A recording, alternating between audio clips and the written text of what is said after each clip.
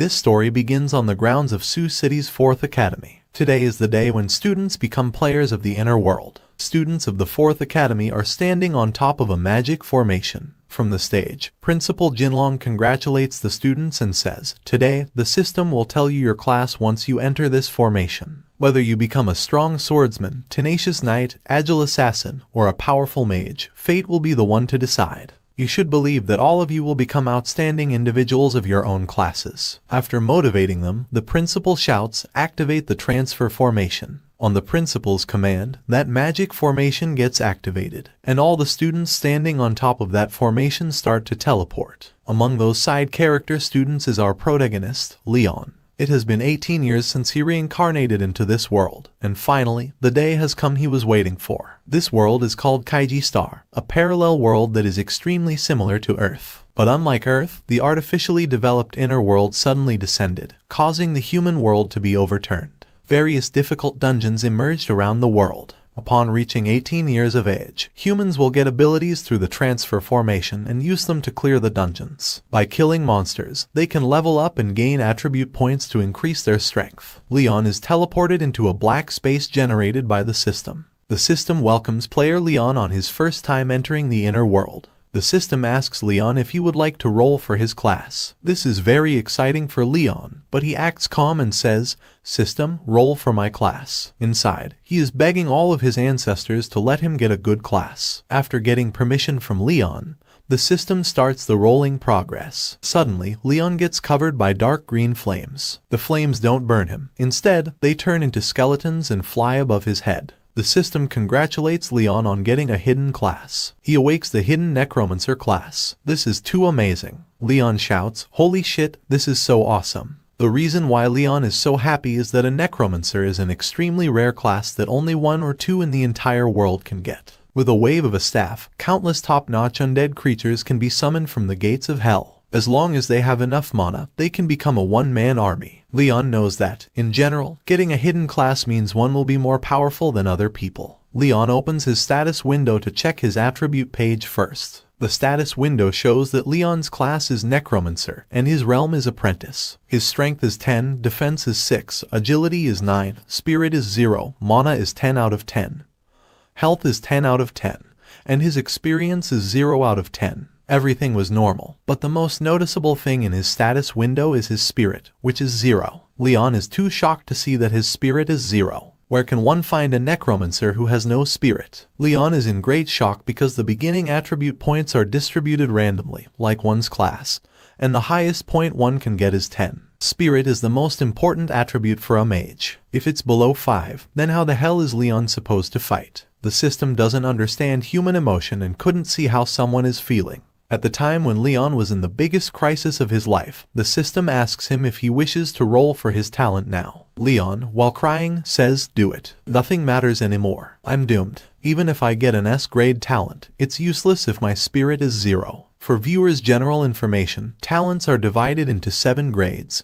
From F to S now the rolling for talent starts. Suddenly, Leon gets covered in some kinds of energy. The system congratulates him on getting the talent, Brave Heart of a Mage. His talent's grade is unknown, but it grants 10 attribute points. Leon checks the details. The system tells him about Brave Heart of a Mage. In passive effect, attribute points will be awarded after the player kills an enemy with physical attacks. In active effect, the player can increase other attribute values to the same value as a certain attribute value. There is a limitation for only one, and the attribute can be bound before using the active effect. Leon is too shocked and checks that he didn't read this wrong because getting free attribute points is an almost impossible thing to do. One can only get attribute points when they level up. Other than that, if someone wants to increase their attributes, they can only train hard, Leon says. With this passive, as long as I kill the enemy with physical attacks, I can get attribute points. And even though I can only use the active effect once, it can still raise my other attributes to the same level as my highest attribute. Leon thinks, if I use this now, I can become an all-rounder with 10 points in all attributes. A newbie with 10 in all attributes. I'll become a monster that will be recorded in history. He thinks, if I wait till my strength attribute reaches 1,000 or even 1,000,000 and use this skill then, a Necromancer with 1,000,000 points in each attribute, I'll truly become a terrifying one-man army. Leon thinks and laughs because his passive requires him to attack physically, so isn't strength the most important?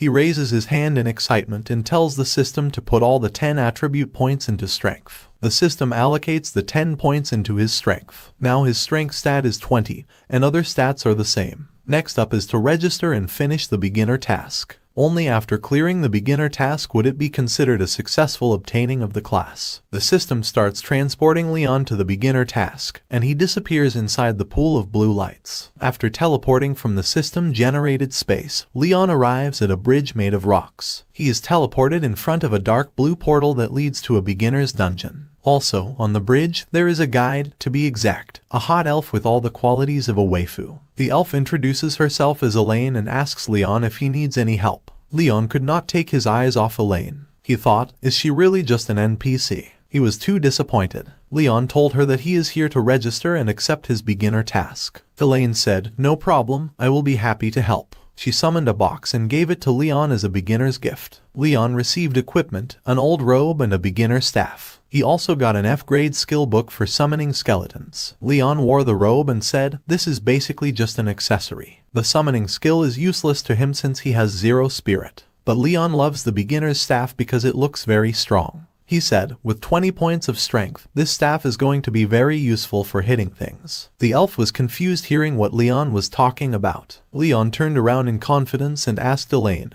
what's my beginner task? Elaine pointed at the beginner dungeon and said, your task is to escape from the misty cave. Elaine continued explaining that for this task, Leon has to be very careful. He must not kill any skeleton soldiers and find the quickest way to escape. But Leon didn't hear her till the end and jumped into the dungeon in excitement. Leon entered the dungeon through the beginner portal and saw a big green cave full of skeleton heads in front. This dungeon looks very scary because there was no end to this. He turned around and thought, was the NPC saying something? He said, whatever, it's not like the beginner task will be that difficult. But he was wondering why there are skulls everywhere. Suddenly, a skeleton attacked Leon from behind with a sword. Leon felt someone's presence and immediately turned around to see who it is. He saw that it's a level 1 skeleton soldier. This is a normal monster with 20 health. Leon grabbed his staff, raised it high, and smashed that skeleton soldier. The skeleton soldier lost 20 health in that attack and died. Its head rolled on the ground and perished in green flames. Leon checked if it's dead. He said, not being able to use magic is really tough. When he killed that skeleton soldier, a system message appeared, stating that player Leon had defeated a skeleton soldier with physical attacks. 1 attribute point and 3 experience points were awarded. Because it was Leon's first time killing a monster in one shot, an A-grade passive skill, Miracle of Might, was awarded to Leon. He was really happy to get an A-grade skill. He checked the Miracle of Might skill's effect. The system stated that each point of the player's strength attribute can be converted into 2 points of attack power. Leon knew that strength determines one's damage output, and defense determines how much damage is reduced. So, 1 point in strength equals 1 point in attack power. The same goes for the other attributes, which means if the opponent has 0 defense, Leon will deal 42 damage in 1 hit. He said, this skill is equivalent to being able to use 1 point of strength as 2 points. He jumped in happiness because it's simply too overpowered. While Leon was checking his new skill, many skeleton soldiers came out from the ground to attack him.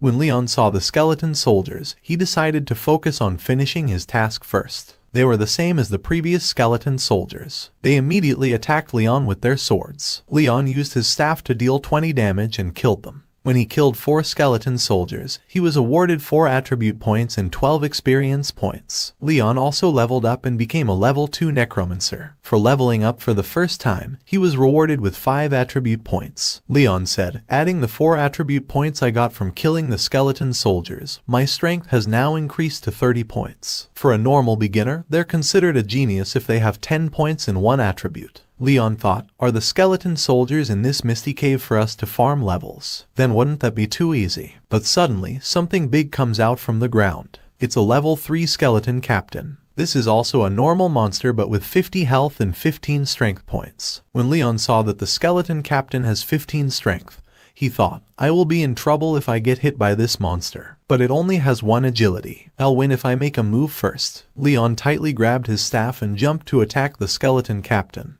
But the skeleton captain used his shield to defend himself. Then he swung his long spear at Leon, but Leon moved fast and quickly dodged that attack. He was surprised that the skeleton captain attacked while defending, and it easily smashed the ground. When the skeleton captain pulled out his spear from the ground, At that moment, Leon saw an opening. He moved fast and chose the skeleton's weak point, the stomach, to attack. He sliced the skeleton captain in half, and when the skeleton captain fell on the ground and was unable to defend, Leon jumped at it to finish it off. Leon shouted, "Try blocking this, you bastard." He hit that skeleton so hard that the skeleton captain lost all his 50 health and died. When Leon killed the skeleton captain with physical attacks, he got 3 attribute points and 10 experience points. Now that was a tough opponent for Leon. He thought, if the beginner task is already this difficult, how did the others complete this? While he was thinking, suddenly a football-shaped shiny yellow thing appeared in front of Leon. He picked it up because it is a monster core, and Leon remembered the principle saying that there's a chance of a core dropping after defeating a monster. Random rewards can be received when you open this. Leon wondered what he'll get and opened it. He got Skeleton Fist Set, D-grade disposable item.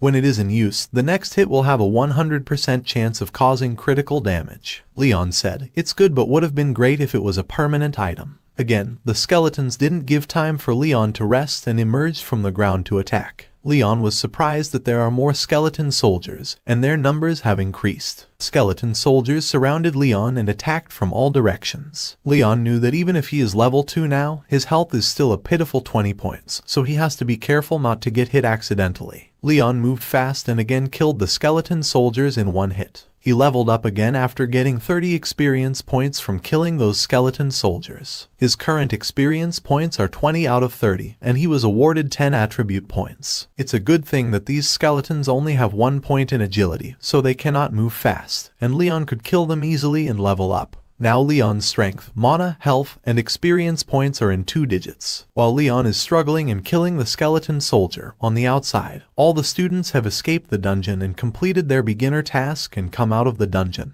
Everyone was boasting about the class they awakened. A guy said, "Everyone is basically out, so why hasn't the principal announced anything yet? Is there still someone inside?" Others laughed, saying, "How's that possible? How long can you even take on such a simple task?" A guy said, "Although the skeleton soldiers inside are strong, they run very slowly and cannot catch up with us at all. If someone can still fail and die inside, I'm going to laugh my teeth out." While they all were laughing on the matter, Young Zai, Leon's best friend, was too worried that why isn't Leon out yet? He said, "There's no way something would happen to Leon, right?" Inside the dungeon, Leon killed all the skeletons and was wondering why there isn't a notification for task completion. Suddenly, a loud sound echoed, "How dare you kill my children?" Leon got alert hearing that scary voice. Skeleton heads that were lying on the ground started to float in the air. Suddenly, they all flew in front of Leon and started combining together. Before Leon could react to that, a green flame emerged from the ground and covered those skulls. Within a minute, those skulls turned into a giant 3-headed flame monster. This is the level 10 Skeleton King.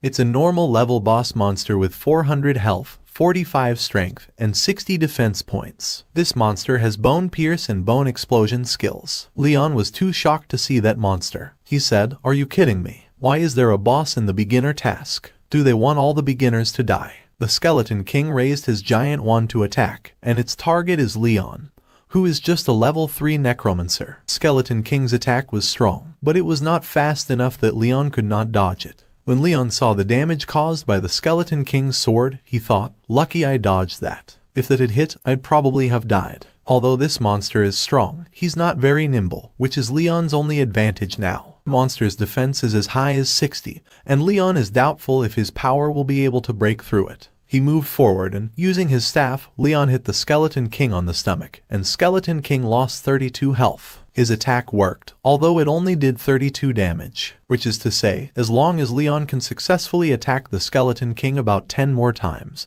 then this Skeleton King is done for. Leon moved fast and hit the Skeleton King multiple times with accuracy. All of Leon's attacks deal 32 damage to the Skeleton King. Due to the continuous attacks from Leon, the Skeleton King loses his balance and falls on the ground. When Leon sees that his attacks are working and the Skeleton King is losing his HP easily, he gets confident. He thinks, "Is this monster really just here to scare people? There's still 200 HP left. This should all end soon." But that Skeleton King is not going down so easily. It does something that Leon did not imagine. The green flame on the Skeleton King's head gets darker and bigger. The Skeleton King shouts, "I've guarded the Cave of Mist for so many years, but I've never seen a player that killed their way to it. I wouldn't be vulnerable now if fewer of my skeleton soldiers had died." And yet, a newbie can somehow break through the defense of someone as great as me. This brat cannot be allowed to leave alive. The Skeleton King, which was losing just a second ago, now stands on his feet more angrily. Leon falls back as he sees that the monster has gotten stronger. Despite Leon falling back, the Skeleton King covers the distance between him and Leon within seconds. Leon realizes that not only has the Skeleton King gotten stronger, but it has also gotten faster. The Skeleton King attacks Leon with his giant sword, completely destroying the ground. However, Leon somehow manages to dodge this attack. After seeing the situation, it doesn't look like a direct breakthrough won't be possible now. So Leon changes his strategy and decides to restrict the Skeleton King's movement first. Leon starts to go deep into the dungeon, and the Skeleton King follows him. When they enter a narrow cave, Leon notices the boulder behind the Skeleton King that looks like it's going to fall soon. Leon makes a plan, and when the Skeleton King attacks him again, Leon runs towards that boulder. He stops in front of the boulder and starts to provoke the Skeleton King, saying, "Come at me, you big blockhead." The Skeleton King, who was very angry with Leon from the start, gets even angrier when Leon makes fun of him. The Skeleton King uses his bone wings to attack him. Leon moves fast but is unable to fully dodge the range of the attack and gets hit by the shock wave. He flies away, hits a wall, and loses 26 HP. Leon is in pain, realizing how weak he is. The Skeleton King just brushed him, and Leon's HP is already this low. Now he only has 4 HP remaining.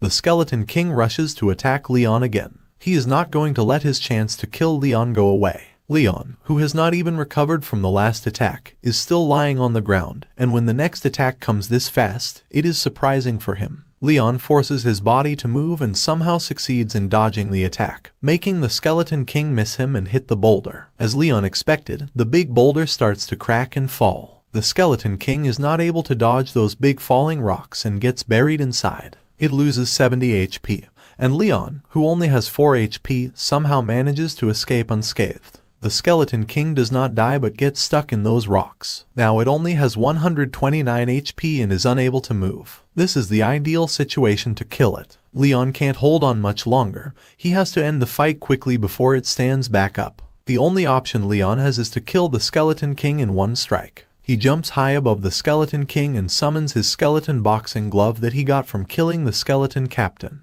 The skeleton boxing glove's skill is that the next hit after this is used has a guaranteed chance to score a critical hit. Leon only has one chance, so he gathers all his strength and aims at the Skeleton King's head. When the Skeleton King, who was still struggling to stand, sees Leon flying above his head, he gets scared. Leon fully uses this chance and hits the Skeleton King's head with all his strength. The Skeleton King loses 132 HP and immediately dies. Leon's attack was so powerful that it destroyed the ground below. The green flame of the Skeleton King's head starts to fade little by little. After killing the Skeleton King, the dungeon exit portal appears in front of Leon, and a system notification comes. The beginner's quest escape from the Cave of Mist has been completed. Congratulations, Leon, on officially becoming one of Otherworld's players. Another notification follows. Congratulations, Mage Leon, on killing the Cave of Mist's boss, the Skeleton King, for the first time. 30 free stat points have been awarded. The system detected that player Leon defeated the boss Skeleton King through a melee fight, so Leon was awarded with 10 free stat points and 50 experience points. With that many experience points, Leon directly levels up 3 levels and becomes level 5. When Leon completed the beginner's world, as the first kill reward, he gets the Ring of the Skeleton King. Leon is surprised to get boss equipment. The Ring of the Skeleton King is a C-rank equipment, and as an effect, after wearing it, the player's first normal attack's damage will be increased by 50%. Leon looks at the ring and says, "Not bad." Although it's not as strong as the skeleton boxing glove, its advantage is its reusability. A thought comes to his mind that if he were to sell a C-rank piece of equipment, it'd be worth at least a few $100,000. Leon laughs, saying, "I've struck gold this time." The only thing that disturbs Leon is the message that he did the first kill. He wonders, does that mean that no one's killed that Skeleton King before now? Then how did they pass the trial? However, he decides to leave the dungeon first and then think about it. At this moment, Leon is a level 5 disciple necromancer with 76 strength, 6 defense, 9 agility, 0 spirit, and 200 mana. He also has an unknown level talent, the Mage's Brave Heart, and in a rank skill, Muscle Creates Miracles. After leaving the dungeon, Leon suddenly appears in the stadium where the students who completed their task were. When Yongzai sees Leon, he jumps and hugs him. Leon is surprised to see him behave like that. Yongzai, who is happy to see Leon, says, "What happened to you? Why'd you take so long to complete a beginner's mission? I almost thought you died in there." Leon, surprised to see all the students there, asks Yongzai how come all of them completed the beginner's mission and came out very quickly. Yongzai tells him that it's been 3 hours since the last person came out. Leon asks him what role he drew,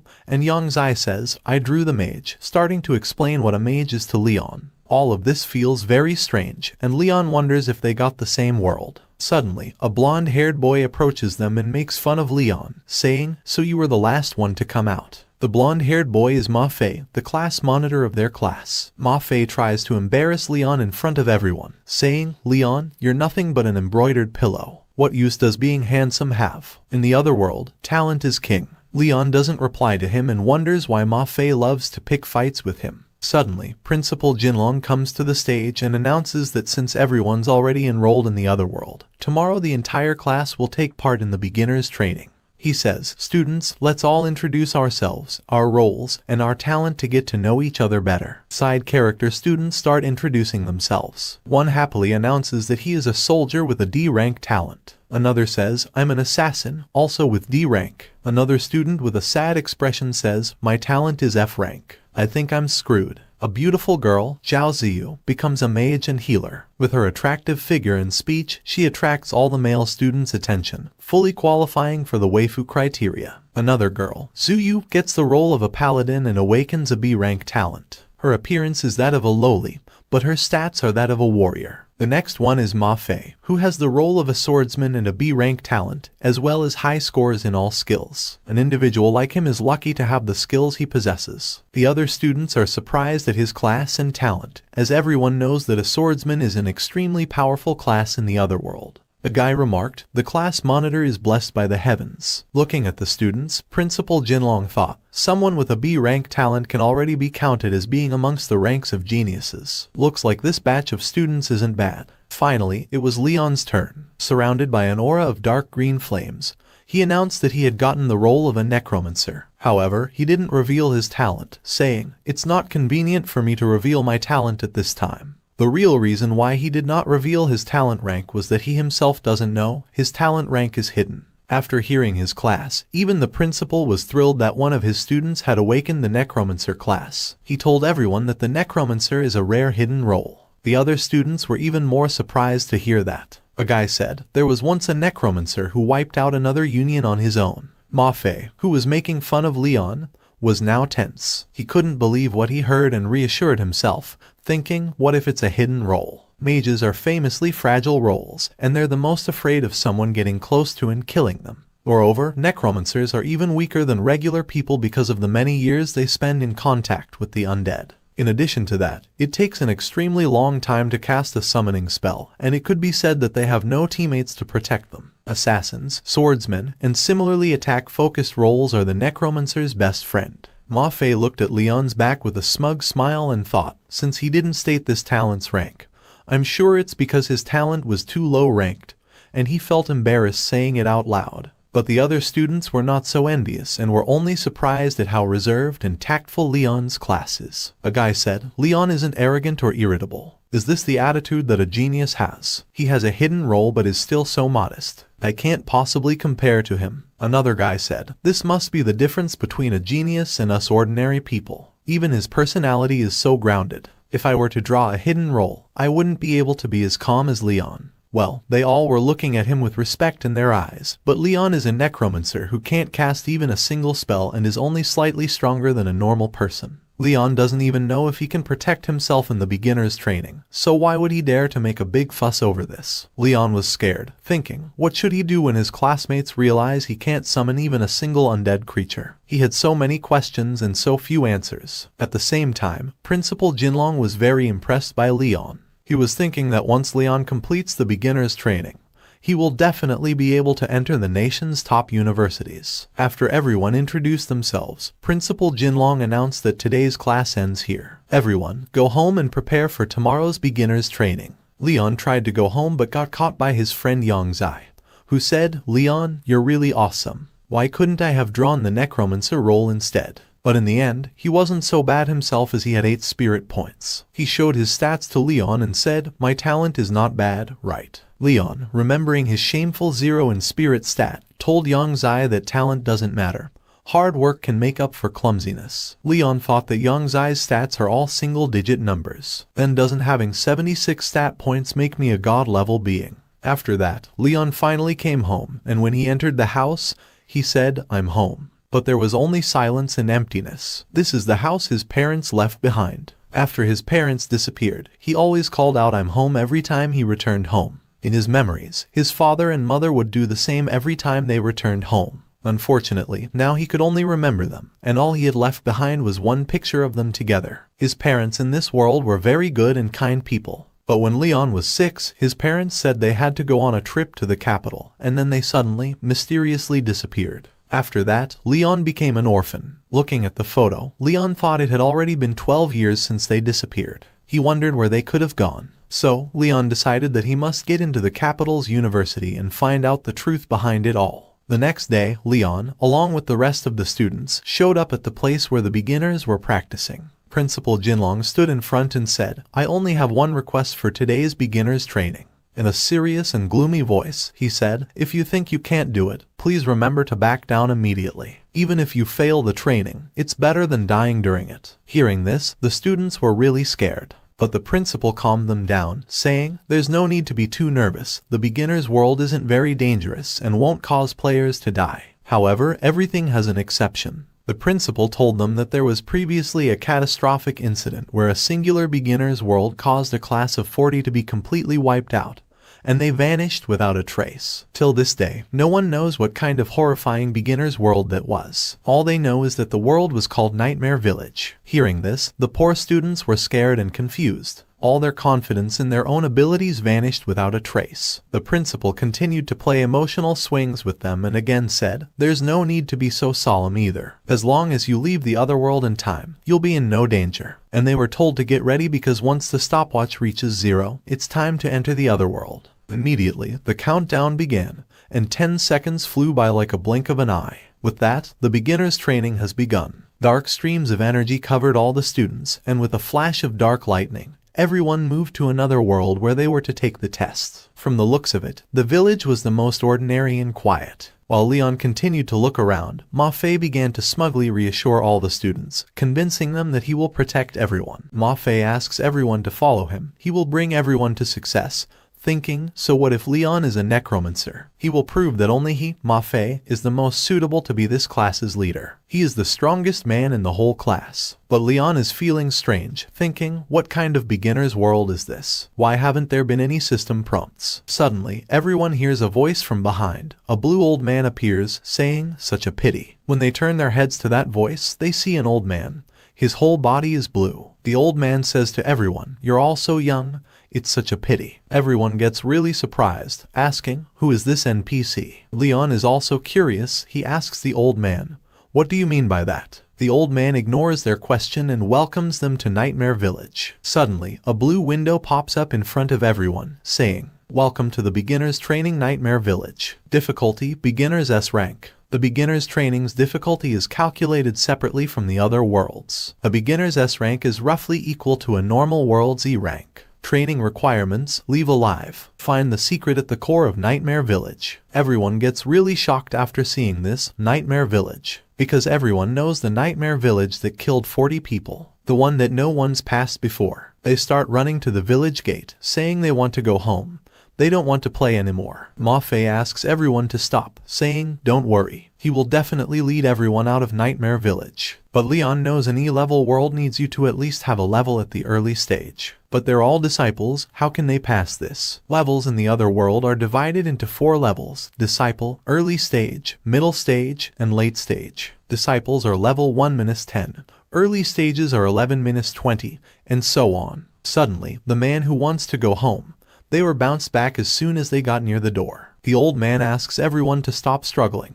As soon as they enter Nightmare Village, they can never leave. After hearing the old man's words, students start crying, saying they can't leave, they're all going to die. Ma Fei asks them to get a grip. He will definitely lead everyone out of Nightmare Village. But Leon claims, thinking, no wonder that class before them was wiped out. The mission objective is to find the secret at the core of Nightmare Village. This uncle may be mysterious, but he doesn't seem to be malevolent. He shouldn't be our enemy. The old man explains to everyone there's no need to get too worried. Since they're here, might as well get comfortable. After hearing the old man's words, Ma Fei thinks he gets it. The old man wants them to relax and face it confidently. The old man, with a scary face, says to everyone, no, he meant, since they're here, just accept that they'll die here. Everyone gets really surprised, thinking, what just he say? The old man, with a smile, says to everyone, I'll stop toying with everyone, and says he is the village head of Nightmare Village.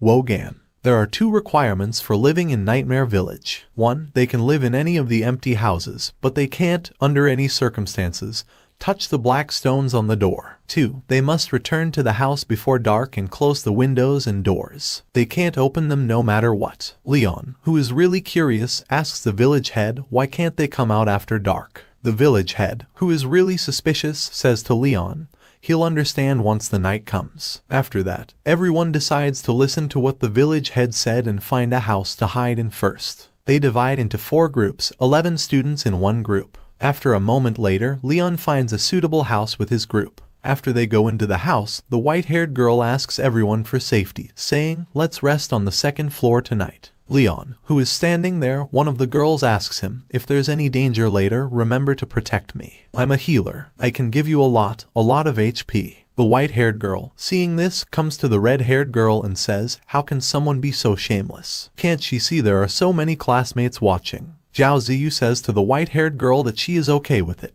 How is it any of her business? Runway. The white-haired girl replies, asking if she thinks looking like a cow is something to be proud of. Zhao Ziyu says to her, anything's better than having nothing at all. She is referring to her chest. When these 2 girls are fighting, one of the students goes to the window, saying, Granny, I miss you. Then we see an old lady on the other side of the window, saying to this student, my good grandchild, Granny's very cold. This place is scary. Will you open the window to let Granny hug you? He opens the window for her. Suddenly, Leon asks him to stop, saying that's not his granny. But it's already too late. He already opened the window, and that old lady suddenly starts attacking him. Leon's friend uses his sand binding magic to stop this old lady from attacking him. He says to the student, come quick. He can't hold it for long. Suddenly, the old lady transforms into a red nightmare monster. Everyone gets really shocked after seeing him, saying this nightmare is somehow only a normal monster. Are even little monsters this perverted in a beginner's S-ranked world? Suddenly, the monster starts attacking Leon's friend. He says, yo, monster, don't come over here. If he eats such fatty meat, he'll get the 3 highs. But before the monster attacks him, the white-haired girl stops his attack with her shield skill. She asks Zhao Ziyu to heal her and Leon to summon the undead to restrain this nightmare monster. Both of them agree with the white-haired girl. Zhao Ziyu starts casting his healing magic and gives the buff to the white-haired girl. The white-haired girl, who is thinking, as long as everyone works together, dealing with this nightmare shouldn't be difficult. Now, they just have to stall until Leon can summon his undead. But suddenly, she notices Leon, who is running towards the nightmare monster.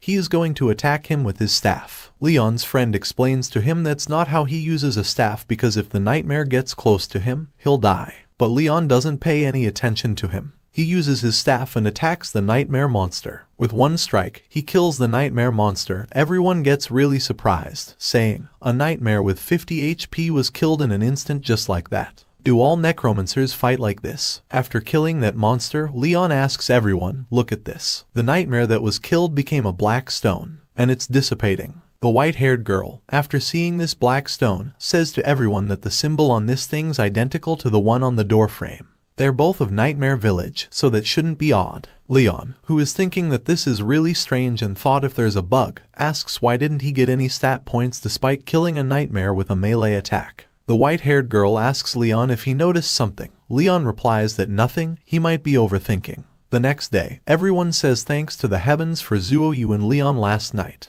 If they didn't defeat the nightmare monster, they would be dead. They think they can't go wrong with sticking close to Leon because he is super strong. He dealt with that nightmare in a split second. Not only that, before that, Zuoyu used her shield to directly stop the nightmare's attack. She's pretty impressive too. Ma Fei is listening to their conversation. He thinks if he were there, he definitely wouldn't have let a girl like Zuoyu tank the damage. Hiding behind a girl isn't something a manly man would do. He'll defeat nightmares with a single strike. After seeing Ma Fei like that, Leon says to him if he's doing morning training this early, and compliments him, saying how hardworking he is. As expected of the class monitor, just this bit of effort has made him surpass a lot of people already. After seeing them, Ma Fei stops and says to them he was just practicing for a second. He asks the white-haired girl, Zuo Yu, to stay in a house with him tonight, promising that he definitely won't let her take any damage. Zuo Yu replies that his role is a tank, and if she doesn't tank it, is he going to be the one to do it? Ma Fei replies, no, saying that he can face a nightmare on his own merit. He doesn't need her to act. She tells Ma Fei that this sort of thinking isn't right. Their teacher already said that they need to work together, and he can't just always want to do things himself. He should learn from Leon. Suddenly, Leon hears some voices. It's the village head. He has come with his fellow villagers, asking them to kill all the students, not letting a single one escape. Tie them onto a pyre and let the flames burn away their sins. Kill any who resist. Ma Fei comes forward, asking the village head what's happened and if there has been some misunderstanding.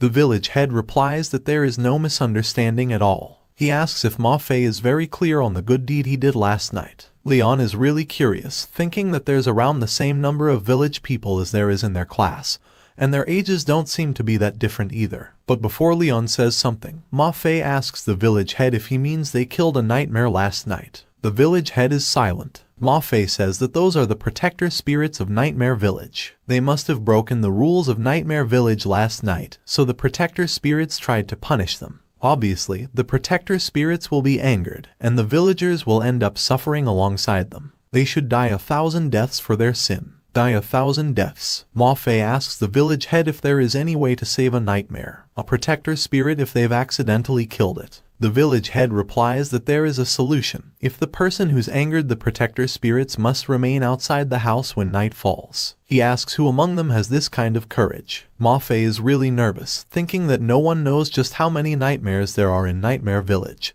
and the night might even hide greater dangers. Isn't staying outside the house suicide? Suddenly, Leon interrupts their conversation, saying to the village head that he killed the nightmare or protector spirit, whatever they want to call it. He will wait here for night to fall. After hearing Leon's words, Ma Fei asks Leon if he has lost his mind. This isn't how he steals the limelight. He's asking for death. Ma Fei apologizes to the village head, saying this classmate of his is a bit slow. Please don't listen to what he says. Leon asks Ma Fei to relax, saying he hasn't lost his mind, and there's something he wants to verify. It might even help them leave this world. The village head, with other villagers, locks Leon in the middle of the village. Ma Fei asks Leon, what did he mean when he said it could help them leave this world? Zuo Yu also asks Leon if he has found the secret at the core of Nightmare Village. Leon replies that he might have. He'll test it at night. Sometime later, after nightfall, Leon is locked in the middle of the village alone, and suddenly, a nightmare monster starts approaching Leon.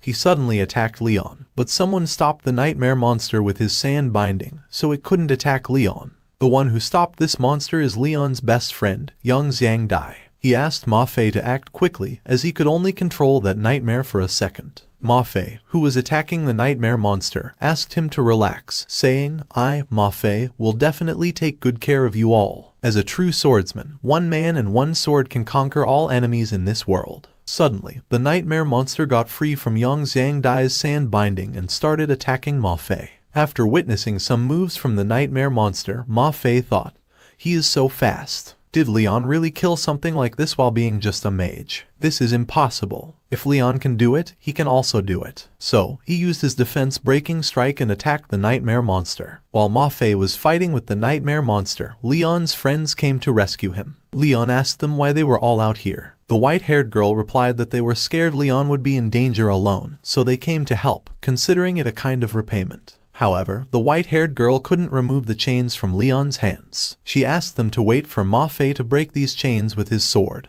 But Ma Fei couldn't come because he was fighting the nightmare monster and another girl. Before she could say anything else, Leon broke the chains with his hands, telling the white-haired girl he didn't need anyone's help and asking them to look, saying, isn't it fine now? Both of them were really surprised, asking Leon if he was really a necromancer. Ma Fei was still fighting the nightmare. After releasing Leon, the white-haired girl went to Ma Fei to help. She asked Zhao Ziyu to heal Ma Fei now, but Ma Fei said he didn't need it. He could defeat this monster alone because, according to him, true heroes are created through fighting, and scars are a man's badges of pride. Yang Xiangdai advised Ma Fei not to fight it one-on-one and to hit its head, the weak point of a nightmare. The white-haired girl also agreed, recalling how Leon had defeated the nightmare by hitting its head. Despite this advice, Ma Fei continued attacking the nightmare's head. Leon tried to tell him that the real weak point of a nightmare isn't its head.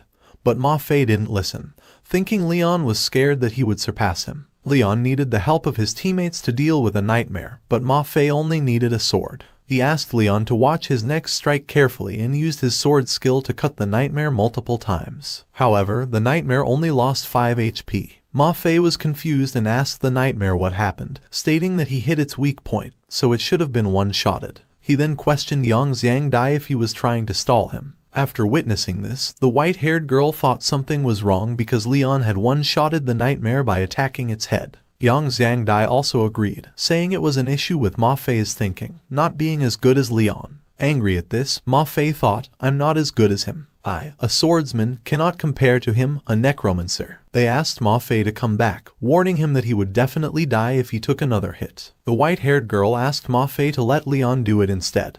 But he didn't listen, stating he would definitely kill the nightmare monster. He used his defense-breaking strike and attacked the nightmare, dealing 30 damage with one last strike. However, before he could land the final blow, Leon attacked the nightmare and killed it, saying to Ma Fei that he worked hard, but Ma Fei is not happy. He asks Leon what he's doing, as he killed it, stealing Ma Fei's limelight. He asks everyone if they saw it, as he was going to solo kill this nightmare, but this brat Leon stole his limelight. Leon's friend, Yang Xiangdai, asks Ma Fei to calm down, telling him to let it go. However, Leon doesn't pay any attention to them. He's thinking about the black stones he got after killing the nightmare. Suddenly, another 2 nightmares come to attack them. They get really scared, wondering what they should do. Leon responds quickly and asks everyone to go into the house, saying there's no need to fight these nightmares because he thinks he knows how to pass. Everyone follows Leon's words and goes inside the house, as nightmares can't enter. After that, the white-haired girl asks what the way to pass he was talking about is. Leon replies that they will know tomorrow. When the time comes, just listen to him. The next day, the village head comes, calling them despicable outsiders. He accuses them of killing another protector spirit after being given a chance to redeem themselves. He insists that they should all go to hell, adding that no matter what they say today, they must all die because they cannot let them destroy their nightmare village. Leon asks the village head if he is really a villager of Nightmare Village. The village head replies that Leon is talking nonsense. They have lived there for generations and tells them not to try to stall for time as their death is certain. Since things have reached this point, Leon decides it's time to reveal the truth behind Nightmare Village. He claims there's only one truth. The village head asks Leon what he means by that. Leon reveals that the village head and every villager in this village are not the original inhabitants of Nightmare Village. All 40 of them are the class that was wiped out in Nightmare Village previously. They were trapped in this fantasy realm ever since they entered, unable to leave the other world. After hearing Leon's words, the village head starts laughing, dismissing it as a fantasy realm and claiming Leon is making up stories out of fear of death. Leon smiles and says he has evidence, showing the black stone from his pocket to the village head. The village head is surprised after seeing the protector stone and asks Leon why he removed it from its place, saying he should die 10,000 deaths for this. However, Leon is not the only one with the black stone.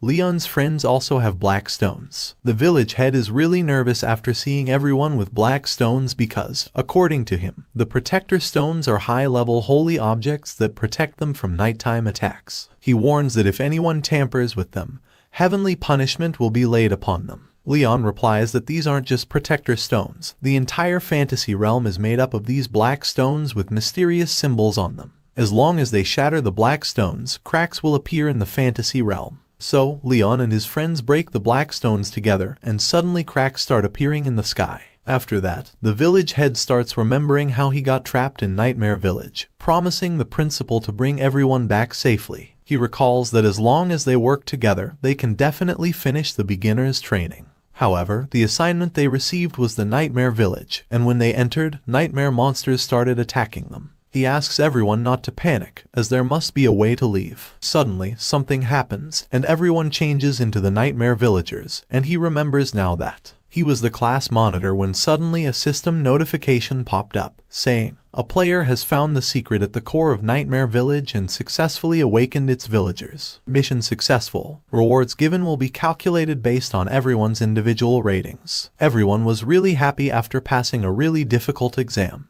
The system notified everyone, transporting all players out of the world. The white-haired boy thanked Leon for everything he did for them. After saying that, he teleported into the real world. Yang Xiangdai said to Leon that he is really something and asked him how he knew that was the way to pass. Ma Fei also agreed with him, saying Leon was a little smart for once. Leon stopped them, saying, "Let's talk about it when we get back." A moment later, everyone teleported into the real world.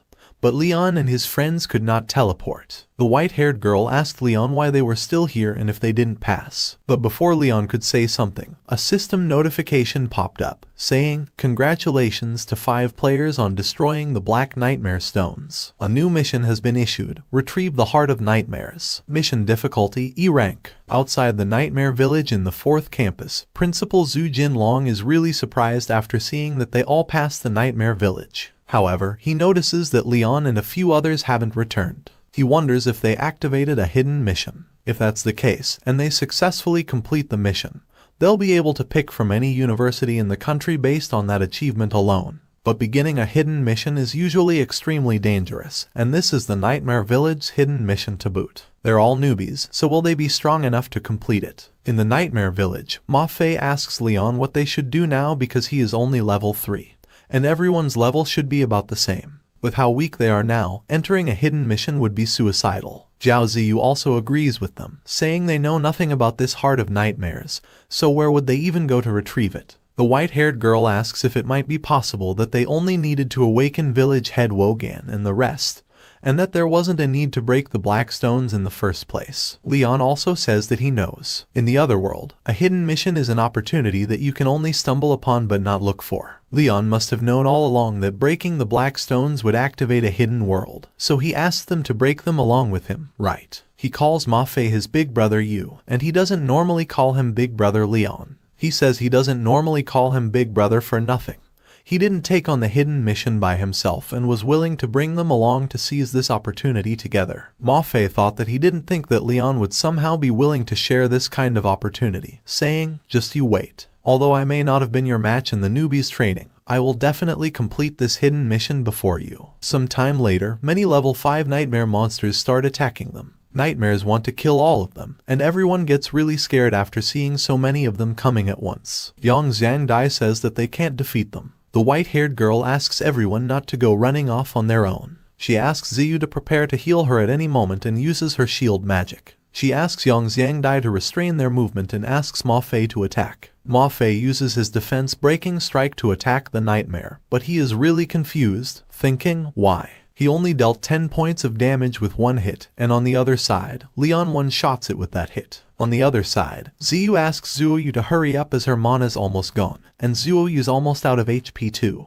But suddenly, Leon one-hit kills the nightmare, and a system notification pops up, saying, "It has been detected that the player Leon has dealt with a nightmare via melee attacks. 1 free stat point has been awarded, EXP plus 10. The white-haired girl, Zuoyu, asks Leon to be careful, saying the other 2 are coming. But Leon also kills them with only 1 move. After defeating these 2 nightmare monsters, he gets a monster core, thinking, as expected of a hidden world, it gives high rewards. He gets the little fairy's necklace. Rank, F rank. Effect, increases skill damage by 5%. Role restriction, mage. He thought that although it's not bad as a piece of equipment, he can't unleash any skills, so he might as well give it to Yang Xiangdai, who is an awakened mage talent. After killing all the nightmares, everyone is really happy, saying everyone worked well together. Leon interrupts them, asking them to go and keep finding nightmares to kill. Leon just needs to kill 1 more nightmare, and he'll be able to level up to level 6. Plus he'll have a very high chance of having equipment appear for himself. He thinks that this hidden mission is really something.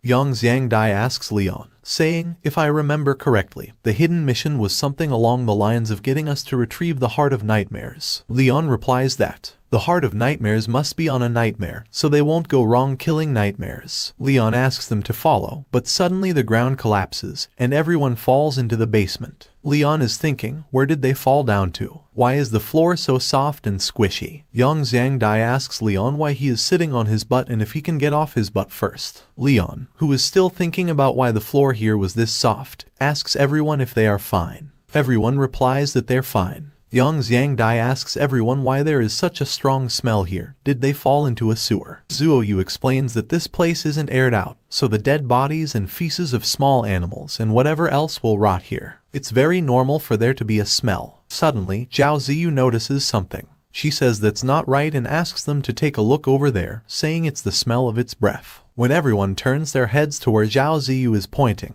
they suddenly see a huge monster sleeping in front of them. This is the boss monster, Nightmare King. Leon, after seeing the boss monster, thinks, is this what a rare boss is like? It's at level 10 like the Skeleton King, but this Nightmare King's so much stronger than it. Leon's friends also get really surprised. Yang Xiangdai asks everyone if the heart of nightmares wouldn't be this Nightmare King's heart. White-haired girl Zuoyu asks everyone why not look for a way to force quit this hidden mission, thinking it has 65 attack, and it'll be able to turn her and his shield into meat paste in no time at all. Ma Fei also agrees with them, saying since they say so, he'll let this Nightmare King go for now. But Leon does not agree with them. He says there's a chance to defeat this nightmare monster because he has 101 strength now, along with muscle creating miracles. He has 202 attack power, along with the 50% damage increase from the Ring of the Skeleton King. His first hit will be able to take away 1/3 of the Nightmare King's HP. All that's left is to attack the Nightmare King's weak points 3 or 4 times. It's not impossible to kill the Nightmare King, but this plan is like pulling chestnuts out of a fire. If he messes up once, he'll be killed by the Nightmare King. Yang Xiangdai asks Leon if he has a fever, questioning, "You're telling me that there's a chance we win against this 10-meter tall monster?" Leon asks them to listen to him. Although the Nightmare King's stats are high, its obvious weakness is defense. By using their strengths against its weaknesses, they might not have zero chance of winning. Zuoyu gets what Leon wants to do. She explains that Leon needs them to draw the Nightmare King's attention. Leon says that's right, as long as they all help him get a chance to attack.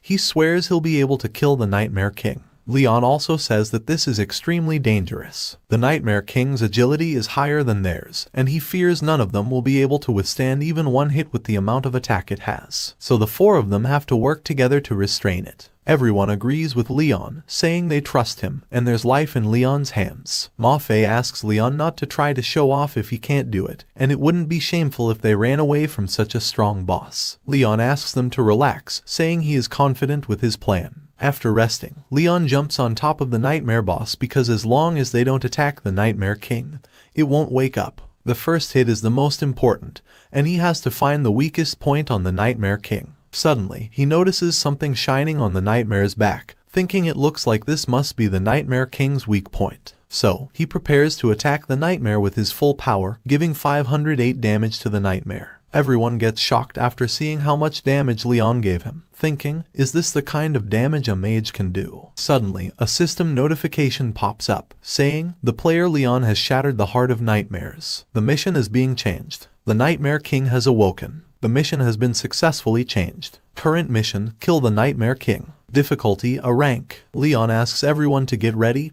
act according to their plan, and help him get a chance to attack. Nightmare monsters start attacking on them. Leon asks Ma Fei to draw its aggro. Ma Fei begins attacking the Nightmare monster, using his defense-breaking strike. Confused after seeing his damage, Ma Fei wonders how Leon dealt 508 damage with just one hit. He expresses disbelief, stating that as long as he is dealing damage, even if it tickles, he'll tickle the Nightmare to death. Ma Fei continues his relentless attacks on the Nightmare. The Nightmare monster starts talking and tells Ma Fei that if he wishes to be the first to die, the king will fulfill his wish. Unfazed, Ma Fei challenges the Nightmare King, saying he has a 3-foot sword and has accomplished amazing feats. Why should he fear death? So he asks Yang Xiangdi and Zuoyu to block the Nightmare King's attack. Both of them use their sand binding and shield of light to block the Nightmare King's attack. However, this is not enough to completely stop the Nightmare King's attack. It has been weakened by 2 levels, and Zhao Ziyu is healing him. He's barely able to hang on. Ma Fei shouts loudly, expressing that he can't hang on much longer. He asks Leon if he is ready because if he blocks the Nightmare King's attack anymore,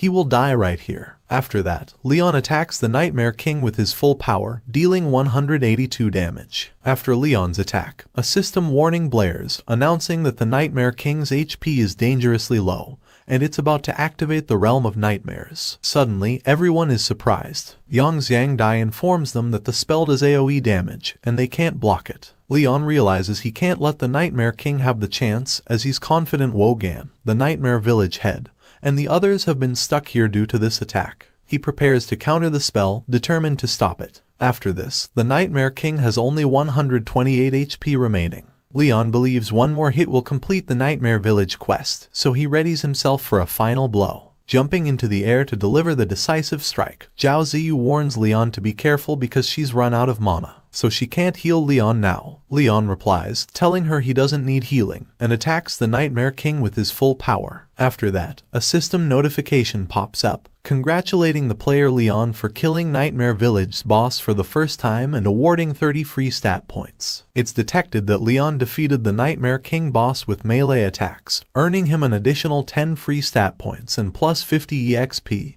Congratulations to the player Leon for leveling up in succession. Current EXP 30/70th. 10 free stat points have been awarded. The hidden mission Kill the Nightmare King has been completed. The system will distribute rewards according to the player's rating, currently evaluating completion rate and level. Everyone is really happy after defeating the Nightmare Village boss. Suddenly, a system notification pops up, saying, "Evaluation complete." System starts distributing rewards for completing the mission. Player Zhao Ziyu has received a D rank rating, and the D rank talent Spring Breeze and Willow has been awarded. Player Zuoyu has received a C rank rating, and she also gets the D rank talent Spring Breeze and Willow. Player Yang Xiang Dai has received a C rank rating, and the D rank talent Ground Explosion Magic has been awarded. Player Ma Fei has received a C rank rating, and the D rank talent Separating the World with One Strike has been awarded. Lastly, player Leon has received an A rank rating, and the A rank rewards, EXP plus 50 and the B rank skill book Withering Magic,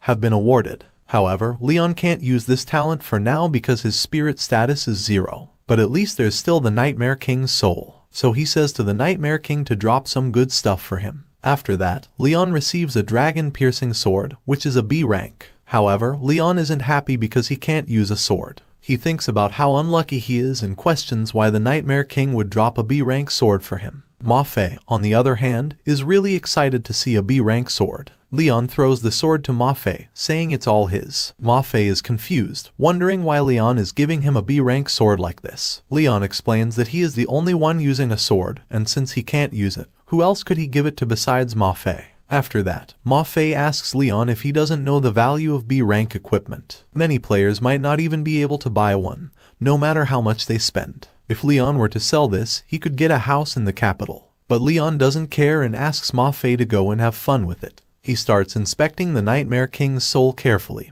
hoping to find another useful item. However, he doesn't get another item, leading him to think that this trash Nightmare King really only dropped one piece of equipment. After some time, he says, "Forget about it," and starts looking at his status panel. After carefully inspecting his status, he finds out that his strength has increased, but having only 70 HP is too little. If he gets touched, he will die. He also checks his talent, the Maid's Brave Heart. When it is detected that the player Leon has killed an enemy using melee attacks, he will gain free stat points as a reward. The main effect is the player can raise other stat values to the same value as another stat value. However, this talent also has some restrictions. Before using the main effect, only one stat can be selected. Leon thinks the passive's restriction doesn't allow for other stats to be increased, so he'll just have to think of ways to keep himself alive. He has to stay steady and can't make waves. The system notifies everyone that the hidden mission has been completed. Players will be immediately transported back to the real world and are asked to get ready. In the next moment, everyone is transported to the academy. Everyone is really happy after seeing Leon. The class monitor Zuoyu and the rest of them have returned too. Principal Zhu, after hearing the news that Leon and everyone has returned, asks if they are okay. Because they've been gone for 2 days, we all thought Leon and everyone would never return. Principal Zhu asked what happened, and Leon, along with everyone, explained everything to Principal Zhu. After hearing everything, Principal Zhu said, "That's what I said. They must have dropped into a hidden world. You're all really lucky. All the top universities will be fighting over you." After hearing their conversation, one of the girls in the same class as Leon exclaimed, "Wow, our class managed to produce 5 geniuses that are wanted by the top universities all at once." Another one said, "We'll be a bona fide class of geniuses in the future." He was really jealous, thinking about when he would be as amazing as Leon and the class monitor. In the same moment, Ma Fei was thinking that the next time they enter a world, he'll make Leon regret giving him the dragon-piercing sword. With such an opus piece of equipment to help, he'll definitely be able to beat Leon once they get to the level 11 early stage realm. Suddenly, a man comes towards Principal Zhu. He is in a hurry and comes to Principal Zhu, saying, "There are people from Huiking University and Jingdu University. They are looking for Leon and his friends." After hearing this, Principal Zhu is thinking that he hasn't even reported this yet, that Leon and his friends have completed a hidden mission. He wonders if the elite universities have such up-to-date information. However, Principal Zhu is really happy, thinking, "Looks like I'll have a happy ending to my teaching career before I retire." Principal Zhu welcomes both of them. They are the ones from the top university, Teacher Peng and Teacher Pei. Teacher Peng, after seeing Leon and his friends, asks, "These must be the 5 students that passed Nightmare Village, as well as the hidden mission. Extraordinary." He introduces himself to Leon and his friends, saying he is the teacher in charge of recruitment at Jingdu University, Peng Liangji. He mentions that their school desperately needs geniuses like them, the other world's cream of the crop. If they're willing, he'll send over acceptance letters tomorrow. After hearing this, another teacher asks Teacher Peng if he is really that shameless, fighting for people without even conducting a test. Teacher Peng replies that he is only showing that because in Jingdu University they have nothing but sincerity. Since he doesn't trust these 5 students and insists on conducting a test, then start testing them, and they'll see. After hearing this, another teacher starts saying that he'll introduce himself first. He says he is the teacher in charge of recruitment at Huiking University, Pei Xingguo. He asks everyone not to worry, explaining that this so-called test is only to determine their role and ability to adapt to situations, and to test if their various stats meet the criteria to enter the school. Leon is really nervous, thinking, "Determine our ability at our role. Then, wouldn't I, who can't use my skills, fail?" But he must enter Jingdu University and follow the clues related to his parents. Teacher Pei asks everyone which one of them wants to be tested first. After hearing this, Ma Fei comes forward, saying he, Ma Fei, a swordsman disciple with a B-rank talent and at level 5, will prove to Leon that he is stronger than him. Teacher Peng is thinking about Ma Fei, that he's already level 5 despite having only completed the beginner's training,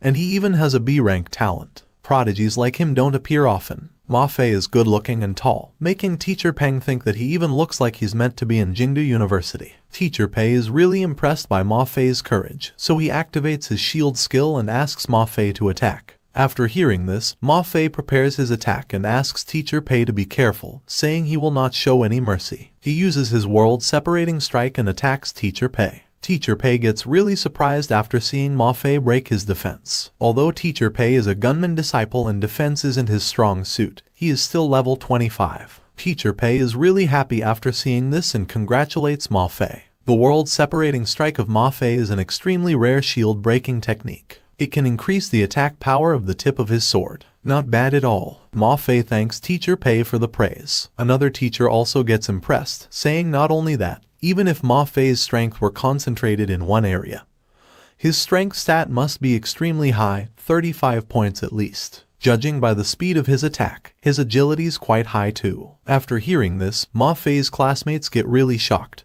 thinking he has 35 attack at level 5. Is this what a swordsman disciple is like? As expected of a role said to have the most attack in the other world. Another one says if he drew the swordsman role like Ma Fei, his dead great-grandma would have lived in luxury. Teacher Pei, who is thinking that Teacher Peng must want to drag such a wonderful student back to Huiking University, asks Ma Fei if he has decided which university he would like to join. Teacher Pei ensures Ma Fei that the door of Huiking University will always be open for him. But Teacher Peng is not happy.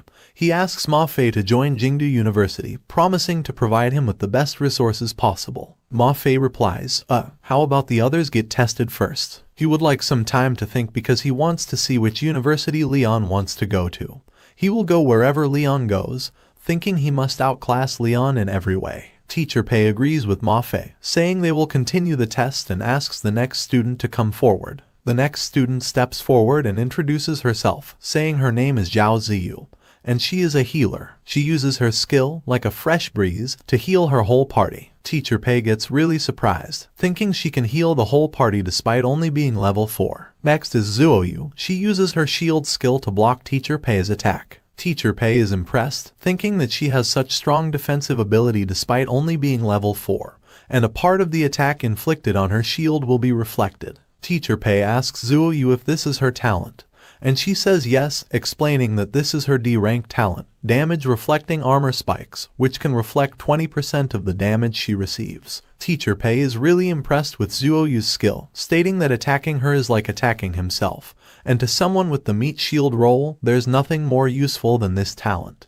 After that, he asks the next student to come forward. The next student is Leon's best friend, Yongxiang Dai. After seeing him, Teacher Pei asks if he also has the meat shield role too. Hearing this, Yongxiang Dai replies that he is not a shield skill user, he is a mage. Teacher Pei gets really confused, thinking a 300+ pound fatty is telling him he's a mage. He wonders if Zuoyu or Yongxiang Dai got mixed up. So Teacher Pei asks Yongxiang Dai to show his skills. Yongxiang Dai starts preparing his attack, but Teacher Pei is thinking, what's this kid playing at? I haven't felt a bit of magic at all. However, Yongxiang Dai uses his ground explosion magic and attacks Teacher Pei. After seeing Yongxiang Dai's magic, Teacher Pei gets really shocked, thinking Yongxiang Dai's talent somehow can't be detected at all but just explodes from under his feet. Even he, a level 25 gunman, lost 3 HP without noticing. He considers what Yongxiang Dai could do to people at the same level as him and thinks if this is really what a mere level 5 mage has done.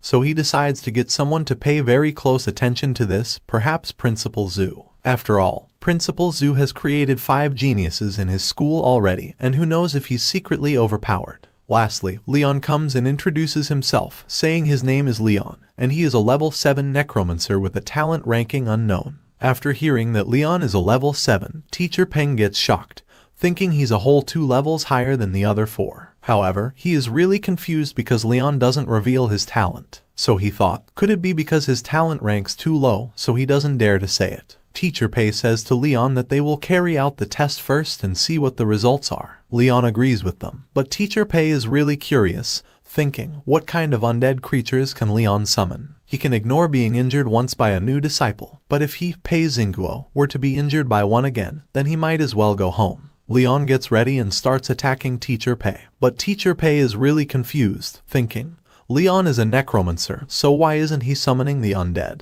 What's he charging at him for? However, Teacher Pei thinks Leon has close range, explosive necromancy techniques. This student called Leon is too inexperienced, who would stand right in front of him in a battle. Suddenly, Teacher Pei gets really surprised after seeing Leon preparing his fist to attack him, thinking, how high can a mage's strength be? So he lets Leon hit him. But Leon doesn't hold back. He uses his full power and gives Teacher Pei 200 damage, sending him flying across to another corner. After seeing this, everyone gets really shocked, thinking, what's just happening? Leon knocked a level 25 teacher over in one hit. Teacher Peng asks Teacher Pei, what's happening? How could he be reduced to such a state by a level 7 necromancer? It's widely accepted that they're the physically weakest ones. Is Leon his relative? That's why he is going easy on him or something. Teacher Pei is really angry. He is also thinking about what just happened. He can't believe a level 7 newbie can deal him that much damage. He wonders what kind of monster this brat is, as he nearly gave him a heart attack with one punch. Is this the standard for a level 7 person? Leon's classmates are also really surprised. They can't believe their eyes that Leon sent the recruitment teacher flying with one punch. Another student asks if it's possible that the Leon they're seeing is an undead being that's been summoned,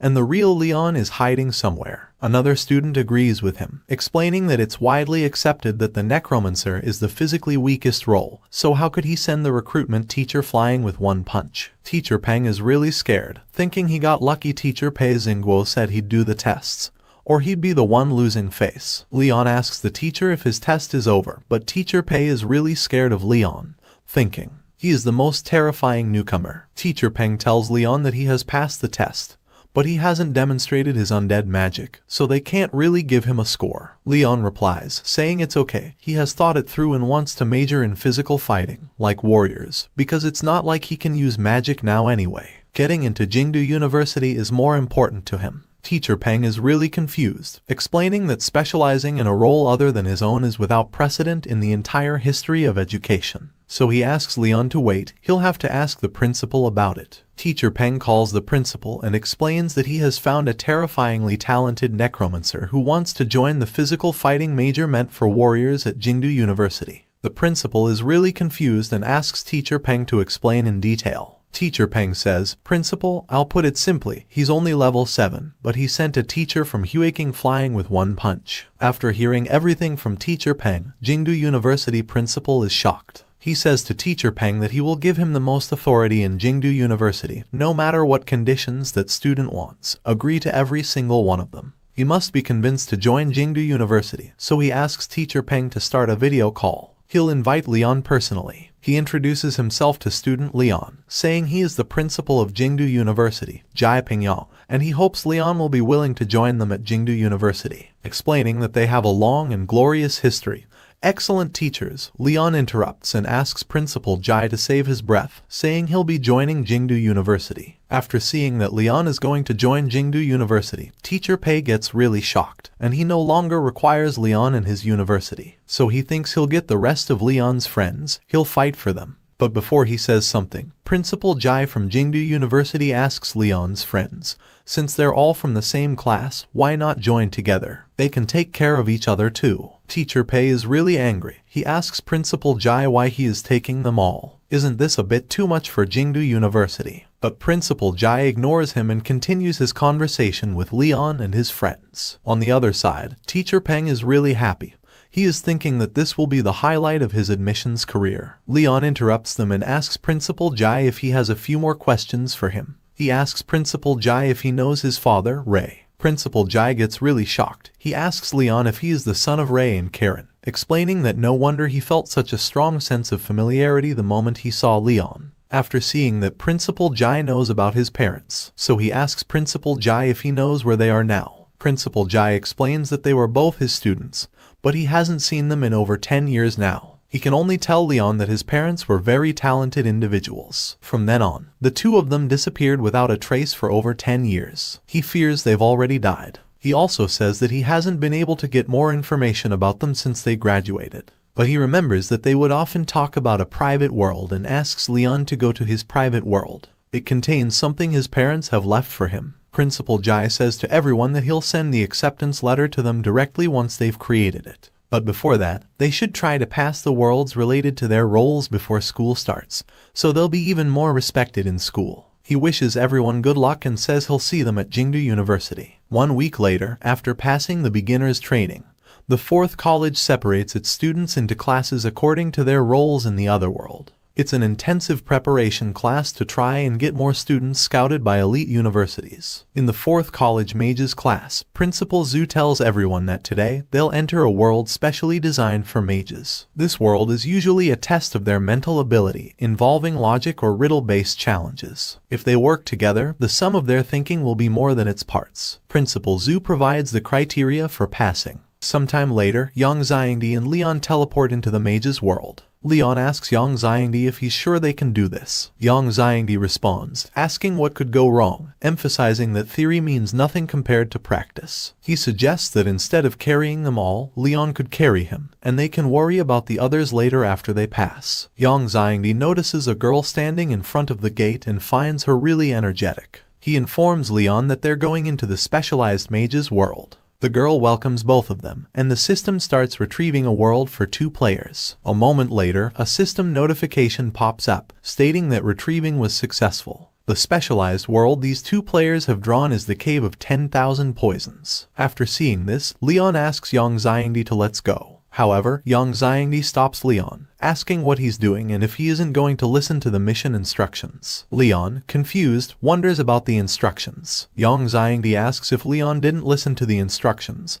How did he pass the Cave of Skeletons? After finding out how Leon cleared the Cave of Skeletons, Yang Xiangdi thinks Leon is an idiot. The elf girl then starts explaining the instructions. The legend tells of an ancient, evil tribe in Kayandongnan, vicious and merciless, skilled in using poisonous worms to secretly poison people. A poisoned person grows deathly sick, and the worms reproduce in their body, eating their flesh until the host dies. Mission objectives: 1. Find the evil tribe of legend. 2. Destroy all the poisonous worms. Mission rewards, to be decided based on how the player completes the mission. The elf girl also reminds them that the Cave of 10,000 Poisons requires 5 players to start. The system will automatically match them with 3 other players, and they need to make the necessary preparations. After that, Leon and Yang Xiangdi enter the gate and match with 3 other random players to complete the mission. One of the random players asks Leon not to drag them down, but the blue-haired girl asks him to be more polite, as it's fate that they got matched together. She introduces herself as Fang Yuan, a fire mage, and introduces her little brother, Fang Zun,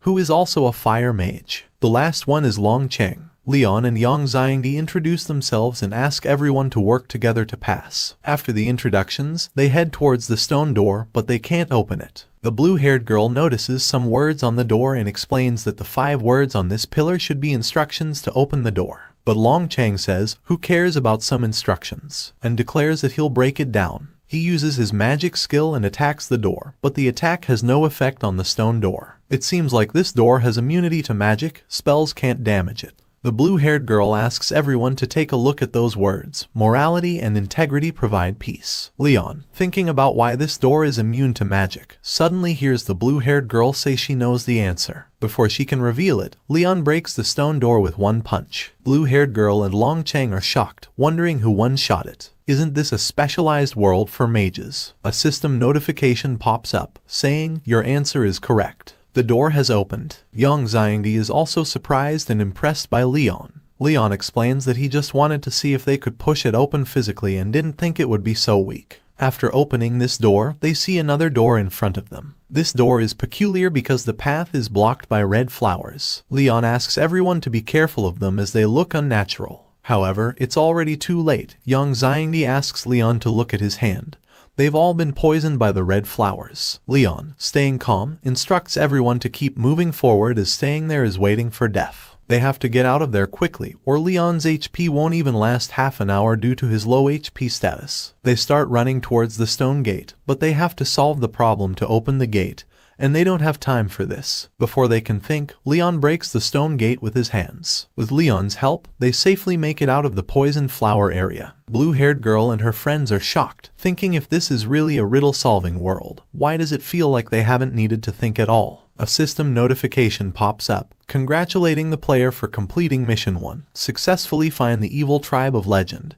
Cave of 10,000 Poisons. Blue-haired girl asks everyone if this is the Cave of 10,000 Poisons and wonders where they should go now. Suddenly, everyone notices a little girl with blue hair, and she introduces herself as Xiao Dong. She asks if everyone comes from the outside but notices that everyone is poisoned. Xiao Dong explains that it's poison from the Bayan flower and asks everyone to follow her back to the Cave of 10,000 Poisons to get treated. Leon is suspicious of the little girl, wondering when she appeared and how she mentioned the Cave of 10,000 Poisons. Blue-haired girl tells everyone that they don't know what to do now and suggests getting treated first. After some time, everyone reaches the 10,000 Poison Cave, and the little girl introduces her parents. Little girl's parents ask her who they are, and she explains that they're outsiders she met when picking medicinal plants in the mountains. They were poisoned by the Bayan flower, and she asks her parents to brew a pot of 5 poison soup for them. Little girl's mother invites everyone into the house, and after some time, they prepare the 5 poison soup.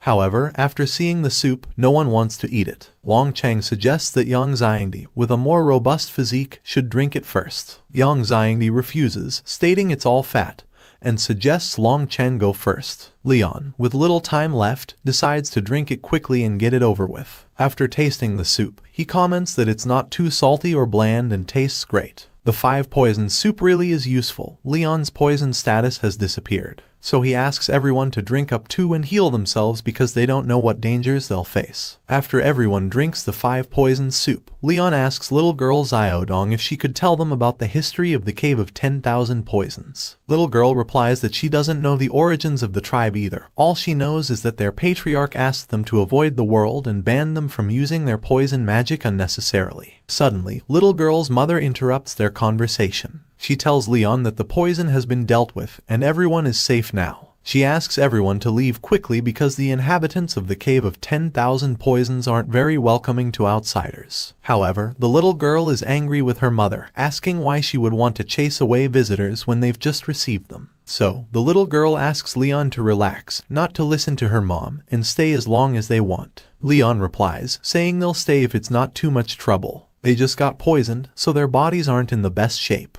But he is really curious about little girl's parents' weird attitudes. After that, the little girl and her parents close the door and ask everyone to stay here and rest. They'll leave first. So, the little girl asks her parents to let's go, saying the full moon's tonight, and it's going to start soon. After spending some time deep in the forest, all the people of the Cave of 10,000 Poisons had gathered around. They stood near a well, summoning the Great Swarm, asking it to bless their poison cave with good weather and protection from disease. In exchange, the villagers offered the freshest human flesh and blood. The villager patriarch dropped a drop of her blood into the well, and suddenly, a huge swarm of bugs emerged, attacking the people sacrificed. In just a few minutes, only their skeletons remained. From the woods, Leon and others observed all of this, growing suspicious of the villagers. They approached to see what the villagers were doing and were shocked to witness only the skeletons of the sacrificed humans left. The blue-haired girl remarked, "This is cannibalism." Seeing this, Leon urged everyone to go back first and discuss, as dealing with poisonous insects and numerous tribesmen posed a challenge. Despite Leon's high attack power, he lacked group attack skills. Before they could leave, the village matriarch sensed their presence. She mentioned a few little mice around and instructed a villager, Ju-Zai, to go after the troublemakers. The matriarch laughed, advising not to play too hard and to keep them alive. Meanwhile, Leon and others returned to the village house where they were staying. Yang-Zai inquired about their next steps. The blue-haired girl suggested, looking at how pious those tribespeople were. If they learn that we're here to exterminate the insects, we'd probably be fed to them immediately. Before taking any action, Leon heard some noise, and suddenly, hundreds of small bugs approached them from all around. These insects were everywhere. The blue-haired girl used her fiery enchantment magic to kill them, and Leon utilized his staff. A system notification informed Leon that due to the opponents being too weak, using melee attacks on them would not earn him stat points. Leon also knew that if killing insects could earn him stat points, he would have been carrying an open water bottle and looking for ants a long time ago. Yang-Zai employed his sand binding and ground explosion magic to eliminate all the insects, but in the process, the house they were in got destroyed.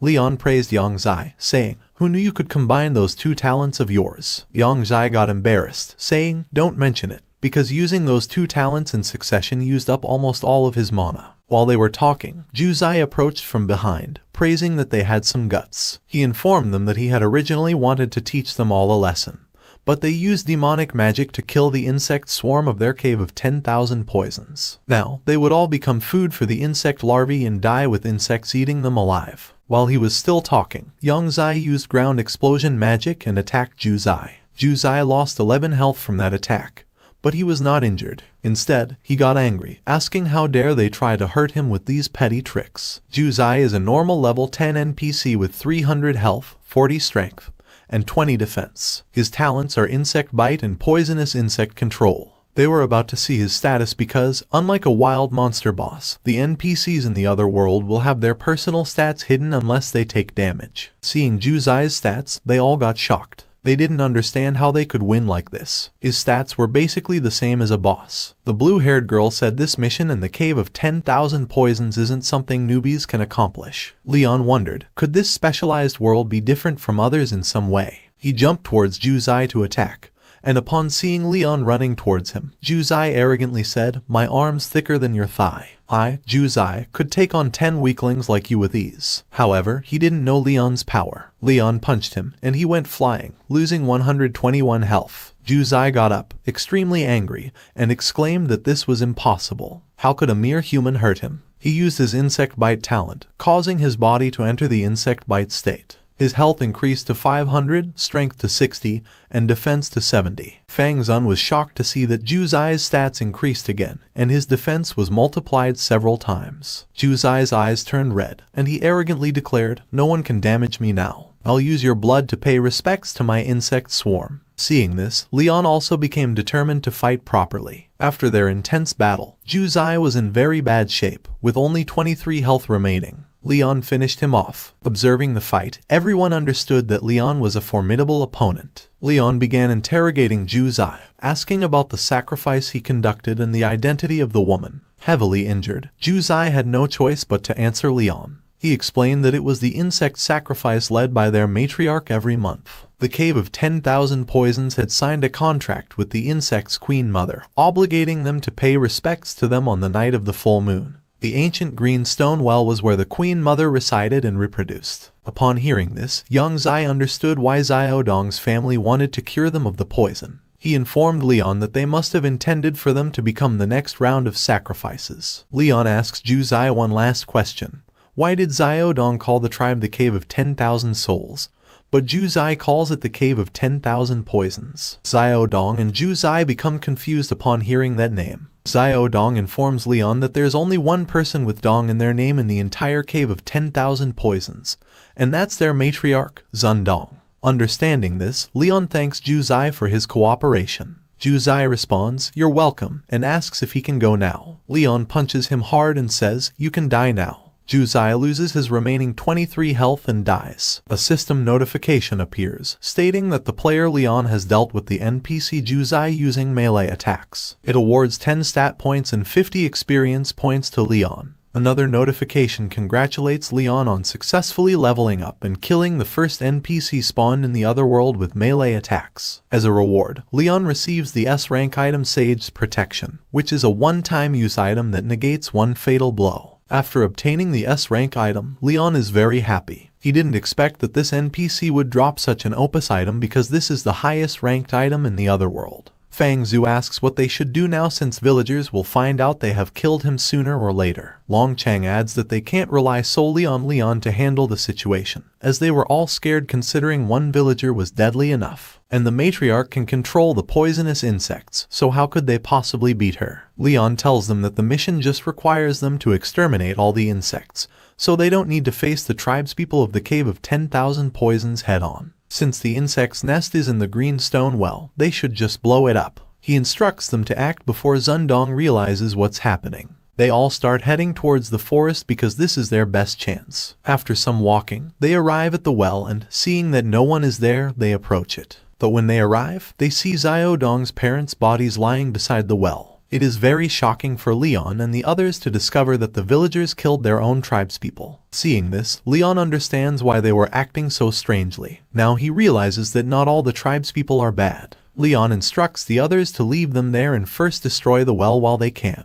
Yang Zai, Fang Yuan, and Fang Zun use fire, wind, and ground explosion magic to attack the well. There is a huge explosion, and the well is nearly destroyed. A big dark hole appears there. Seeing it, Yang Zai asks, with this powerful attack, all insects must have died. So why hasn't the system notified us that we have completed the mission? Suddenly, the matriarch of the poisonous cave emerges from behind, laughing, and saying, "You little rats have been naughty." With her is the backbone of the Cave of 10,000 Poisons, Quang Meng. She was not expecting Ju Zai to die like that. Looking at her, Leon asks, "Should I call you the matriarch of the Cave of 10,000 Poisons or Xiaodong?" Hearing him, the matriarch said, "What's the problem, big brother? Don't you like my current form? Should I turn back into Xiaodong?" In the blink of an eye, the matriarch turned into the little girl Leon had met before. She acted cute and asked, "Which one do you prefer, big brother?" With a sad expression, she said, "I wanted to spare you, big brother, and carry on my bloodline with you. But you've killed so many insects. If I don't sacrifice you, the Queen Mother will be very angry." Leon asked her why she would kill her own tribespeople. Aren't they her parents? The matriarch laughed and said, "So what? They're just two useless disobedient pieces of trash." Hearing her call her own parents trash triggered Leon's anger. When Zundong called her parents useless disobedient pieces of trash, Leon became very angry at her. Seeing Leon getting angry over her parents, Zundong said, "Big brother, don't be angry because you will see them soon anyway."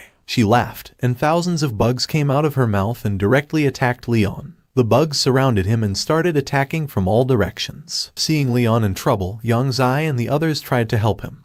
But before they could do anything, they got attacked by another NPC. The one who attacked them was Quang Meng, whose insect bite status was active at the moment. He warned Yang Zai and the others not to interrupt the matriarch. He was the one they should be fighting. Quang Meng was level 10 with 500 health points, and he had an average of 55 strength. defense, and agility. His talents were insect bite and poisonous insect control. Kwang Meng stopped Yang Zai and the others from going to help Leon. So, Leon, on the other hand, was fighting those insects alone.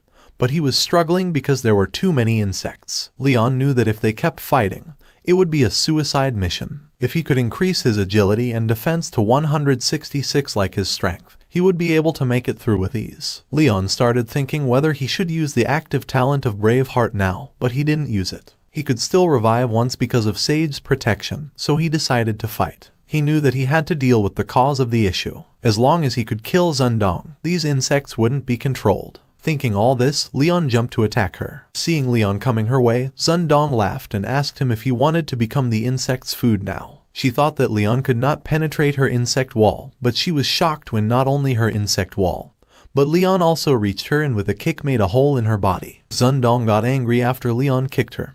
Her insect bite status got activated, and she turned into her mature form. Her status window popped up when she took damage, which showed that she was a rare NPC. Her level was 10, but her health was 1000, which was very high. Her strength was 30, her defense was 20, and her agility was 50. Her talents were insect bite, poisonous insect control, shapeshifting. Zundong was very angry at Leon, saying, "Ungrateful brat, can't you just let the insects eat you?" Seeing her status, Leon got confused about why she was a rare NPC, even though her stats were less than Ju Zai's. This made no sense. While Leon was thinking all that, Zundong said, "Big brother, you've made a hole in my little stomach. It'd be bad if you damaged it." She swings her hand, and her agility suddenly rises to 80. Leon is surprised to see it, and before he can react, Zundong attacks him with full power. Leon backs off, but it is not enough. Zundong stabs Leon's chest using her hand. Leon is shocked and vomits blood. He cannot understand what just happened. How can agility be increased in a split second?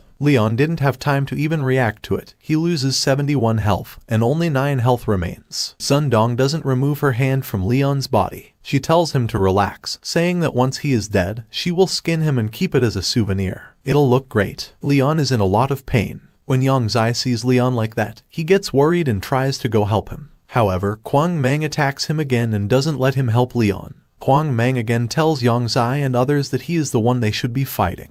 After fighting for that long, Yang Zai and others could only deal 188 damage to Kwang Meng. Yang Zai is angry and uses his sand binding spell. Seeing it, Kwang Meng laughs and tells them that their tricks are useless against him. He hits the ground to counter Yang Zai's sand binding spell, saying, "Your attacks are just tickling me." But he gets shocked seeing red sand instead of yellow sand. He asks Yang Zai why the sand is red. Well, it was already too late. Yang Zai uses ground explosion magic, and with a huge explosion, the ground explodes. Kwang Meng loses all 312 health and immediately dies. Yang Zai, who was before a fatty, turns into a handsome young man when he enters his fat-burning state. The reason why Yang Zai's last attack on Kwang Meng was so powerful was that Yang Zai used his fat-burning state, which increased his spirit by 296. Seeing Yang Zai in this form, Fang Yuan and Long Chang are very shocked, asking, "Hey handsome, who are you?" After killing Kwang Meng, Yang Zai runs towards Leon to help him. Seeing Yang Zai, even Leon is shocked, asking what happened to him. Yang Zai explains that he doesn't know. The moment he got anxious, all the fat on his body burned away, and now he has almost 300 spirit. Leon is shocked hearing that a person's spirit affects their talent usage, and 300 points are almost as much as some mid-tier mages have. But then Leon gets an idea. He grabs Zundong and asks Yang Zai to use ground explosion magic to deal with him and Zundong together. Zundong gets shocked, asking Leon to let go of her. Yang Zai asks Leon what he is saying and tells him that if he uses ground explosion magic, he will die. Leon shouts, telling Yang Zai to trust him and do it. Yang Zai doesn't have a choice but to follow Leon's word. He activates the ground explosion magic. Zundong understands what is happening and asks Leon to let her go. She doesn't want to die with him. But Leon laughs and tells her that it's too late. There is a huge explosion when Leon and Zundong are, and Yang Zai and others are looking at the fire, all worried about Leon. Suddenly, a system notification comes, saying, "Lethal damage has been detected. The S-rank equipment Sage's protection has been activated, and this instance of damage has been negated. Player Leon's courage in the face of death has been detected. The A-rank passive talent Strong Contract has been awarded. Strong Contract is an A-rank talent. Its effect is that every 50 points of health will increase the player's strength by 1 point. Every point of strength will increase the player's health by 10 points. From the smoke, Leon comes out. He was safe because of Sage's protection. Leon is happy to see that there's such a good thing. It looks like the system really doesn't want him to die. If he has 166 strength, that means he gets 1660 more HP because of his new talent. Now Leon is a level 8 Necromancer with 167 strength, which doubles because of Leon's God Overwhelming Strength talent. His defense is 6, agility is 9, and his spirit is still 0, but his health is now 1740. Leon has nearly 1800 HP now. He doesn't have to worry about being killed in one hit by a boss. Seeing Leon unscratched standing there, Young Zai comes running to him. He asks Leon that he has got 300 spirit, so how did he not kill him? Leon jokes with Yang Zai, asking him if he is sad that he can't kill him. Couldn't he revive if he died? Joke aside, Leon asks Yang Zai if Zundong dropped anything after he killed her. Yang Zai tells Leon that he didn't get a notification that he killed her. He thinks she's still alive. When Yang Zai said that, suddenly a voice comes from the smoke behind, saying, "You two are a real pain." The one who said that was Zundong. She congratulates Leon and others, saying they will soon admire her true beauty. Now Zundong turns into her final form, half of her body turned into an insect's body. This form of hers has no name. In this form, her health reached 2000, strength 130, defense 80, and agility 100. Now she got new talents, poisonous sting and plundering violence. Leon and others were surprised to see Zundong's this form. Leon asks if this is her true form because she's super strong now. He tells Yang Zai to hurry and cast ground explosion magic on her again. But Yang Zai tells Leon that he can't. His spirit is back to 48 points. The increase in spirit from burning his fat seems to be temporary. Suddenly, everyone gets a warning alert notification. The system tells them that the boss of the Cave of 10,000 Poisons has been strengthened by an unknown power. Its difficulty far exceeds what new players can handle. It asks players to please leave this world immediately. Seeing the notification, Leon asks the system what would happen to their custom world. Yang Zai tells him to run. Escaping from this monster is good enough. Why is he still thinking about the mission? The system tells them that it has been calculated that the players have not defeated the boss, the Queen Mother of the Cave of 10,000 Poisons, so they should leave and restart the custom world. Leon doesn't like what the system is telling them. He starts running towards Zundong, saying, "Principal Jai Pingyang specially told me to pass the custom world. So no matter what it's made of, you'll die today." Seeing Leon coming, Zundong also runs towards him, saying, "Very good, disgusting humans. There's no way you can injure this body. I'll skin you alive." But when both of them hit each other, Leon loses only 124 health, but Zundong loses 196 health. Both of them continue attacking each other, and Zundong continues losing more health than Leon. The reason why Leon is doing more damage is that he has more strength compared to Zundong. Zundong was shocked to see Leon's power, thinking, "What is this brat exactly? Why hasn't he died? He's only level 8, but he might do more damage than me." She starts to wonder which of them is the boss here. She could not understand how much strength Leon has and how does a mage have this much strength. Thinking all this, it suddenly hits Zundong. She tells Leon to wait, asking him if Baizi sent him. Zundong was thinking it must be it. Only Baizi can create a monster like Leon. He was the one who made her, after all. Leon didn't stop attacking her. He raised his staff and shouted, "Baizi, Hi-Z, whatever," and called Leon Kaio. Saying that, Leon swings his staff and hits Zundong with his full power. Zundong loses her remaining 213 health. When Zundong heard that Leon's surname is Kaio, she said, "It can't be, could it be that lord?" But she could not understand that if that's the case, why would he kill her? Zundong died by Leon's last attack. A system notification comes, saying it has been detected that the player Leon has defeated the boss monster through melee attacks.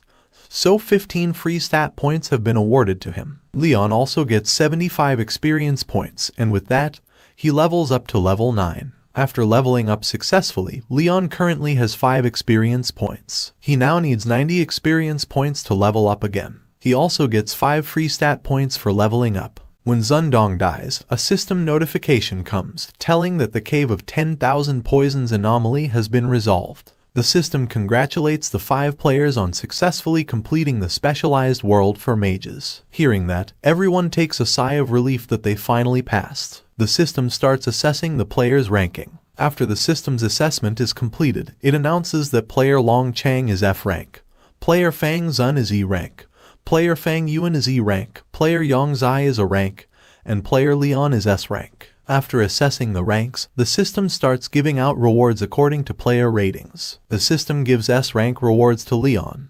He got 100 experience points and 10 free stat points. He also got the A rank talent book door to Acre. Well, after getting 100 experience points, Leon levels up again. For leveling up successfully, he got 5 free stat points. Now Leon needs 100 experience points to level up next. He was happy to see that he is level 10 now. But only after entering the early stage can he say that he is an otherworld player who can go solo. Leon asks the system what's in the soul's core. The system draws, and in it, Wild Spider's Plate, a B rank item, was revealed. Its effect is that it increases the player's health by 800. There are no role restrictions, but it has a level restriction of early stage that is level 11. Seeing that Wild Spider's Plate, Leon thought that this equipment's effect fits his strong contract talent. The other thing he got was the mysterious Rubik's Cube. It's a Rubik's Cube that has been sealed by some power. Leon thought it's just a strange Rubik's Cube.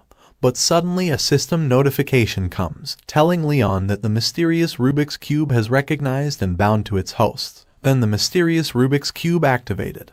And with that, Leon has obtained the ability to assess the abilities of humans within 10 levels of themselves. But there was another unknown locked ability in it. Leon was surprised to see it, thinking why did this Rubik's Cube bind to him, and why it has a locked ability. Just the one ability is already powerful. While everyone was checking their rewards, suddenly, through a portal, that yellow-haired elf girl comes out, congratulating the 5 players on completing the Cave of 10,000 Poisons. As an extra reward, she increases their spirit by 20%. Hearing this, Yongzai was too happy, saying, "Brother Leon, this reward is amazing." Leon also laughs with him, saying, "Yeah, it's good." But in reality, Leon was very sad because his spirit is 0, so 20% of that is still 0. This reward is useless to him. After that, it was time to leave this world. But before they could leave, Fang Yuan and her party members come to Leon, thanking him for saving them and carrying them through the specialized world. Leon told them that it's no problem and he will see them around.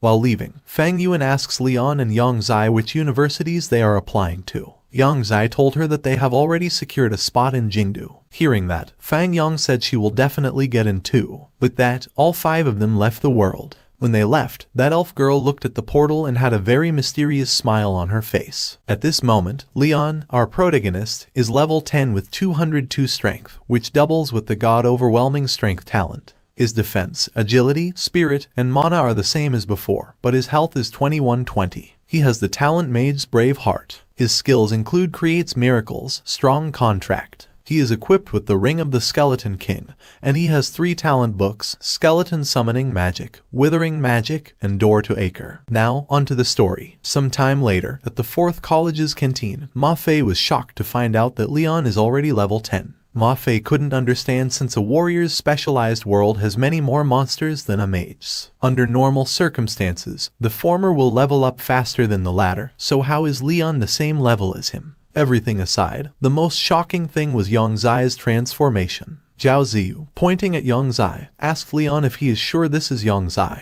She finds it hard to believe. Zhu agrees with her, saying, "Yeah, this change is way too much. He's much more handsome than Ma Fei." While eating, Yongzai asks them what use is looking good. He is going to gain the weight back as soon as he can. If not, he would not feel safe at all the next time he enters the other world. Yongzai asks everyone if, since they have all secured spots, they are still sitting for the otherworld examination. It was a valid question because in Kaiji, the most important day of the year is the day of the examination. It is a means to select the next generation of talented individuals. Most students who have secured spots at universities will still take part for a common goal, to be the top scorer. That person will not only become famous but be rewarded with an A-rank piece of equipment. Ma Fei swings his sword and states that he is taking part. He must get first place amongst the warriors. He smiles and tells everyone that he has heard his father say that it's different this time around. The top scorer will get an S-rank piece of equipment. Leon didn't say anything there, but he has decided that since it's an S rank, he must be the top scorer this time. While Leon was going home, some people were following him. One man asks another named 7438 if it's really this brat. He's only level 10 at most, so how could he beat them? The other man named 9527 told him that they just have to bring him in for questioning. When Leon went to an alley where no one was, then both of those men came out. When both of them suddenly appeared in front of Leon, his ability to detect character attributes got activated. Leon was surprised. He asked, "May I help you?" Well, both of them were assassins. One with brown hair was early stage level 16, and the other one with blue hair was early stage level 18. The blue-haired man asked him if he is Leon, the mage who killed Zundong of the Cave of 10,000 Poisons. Hearing that, they said they're here because of a world boss. Leon could sense that they might be the Baizi Zundong mentioned. Now he understands that Baizi isn't a person but an organization. Leon got too carried away, he should have questioned her. Leon, with a straight face, lied to them, saying they have got the wrong person. He is Ma Fei. Hearing that, the brown-haired guy got angry at the other guy, saying, "I told him it couldn't be this boy." He said sorry to Leon, admitting they have got the wrong person. Hearing him, the blue-haired guy punched him, asking if he is dumb enough to believe whatever he says. The blue-haired guy told Leon that they will check themselves if he is Ma Fei or Leon. Both of them jumped to attack Leon, but Leon didn't even move or react to their attack. Both of those assassins attacked both of Leon's shoulders. The brown-haired guy was shocked. He said to the other assassin, "Mages are stronger than mages, but he's not even dodging, so he is not lying, he is not Leon." But Leon didn't give them any chance to doubt. He also jumped towards the brown-haired guy and hit him with full force. The brown-haired guy flew away and hit the wall, losing 197 of his health. The blue-haired guy was shocked when he saw that the brown-haired guy was knocked out with one blow. Even he couldn't do that, and Leon acted like nothing happened even after being attacked twice. This made the blue-haired guy think that this defense and this strength are not what a mage could have. He also believes that Leon really isn't the mage they are looking for. With an angry look, Leon asks the blue-haired guy if he is up for round 2. Seeing Leon angry, the blue-haired guy got a little scared. He laughed and told Leon that fighting is the best way to get to know someone. He said that they bear no ill will. They have mistaken him for someone else, and they are very sorry. He told Leon that he is just a cog in the organization,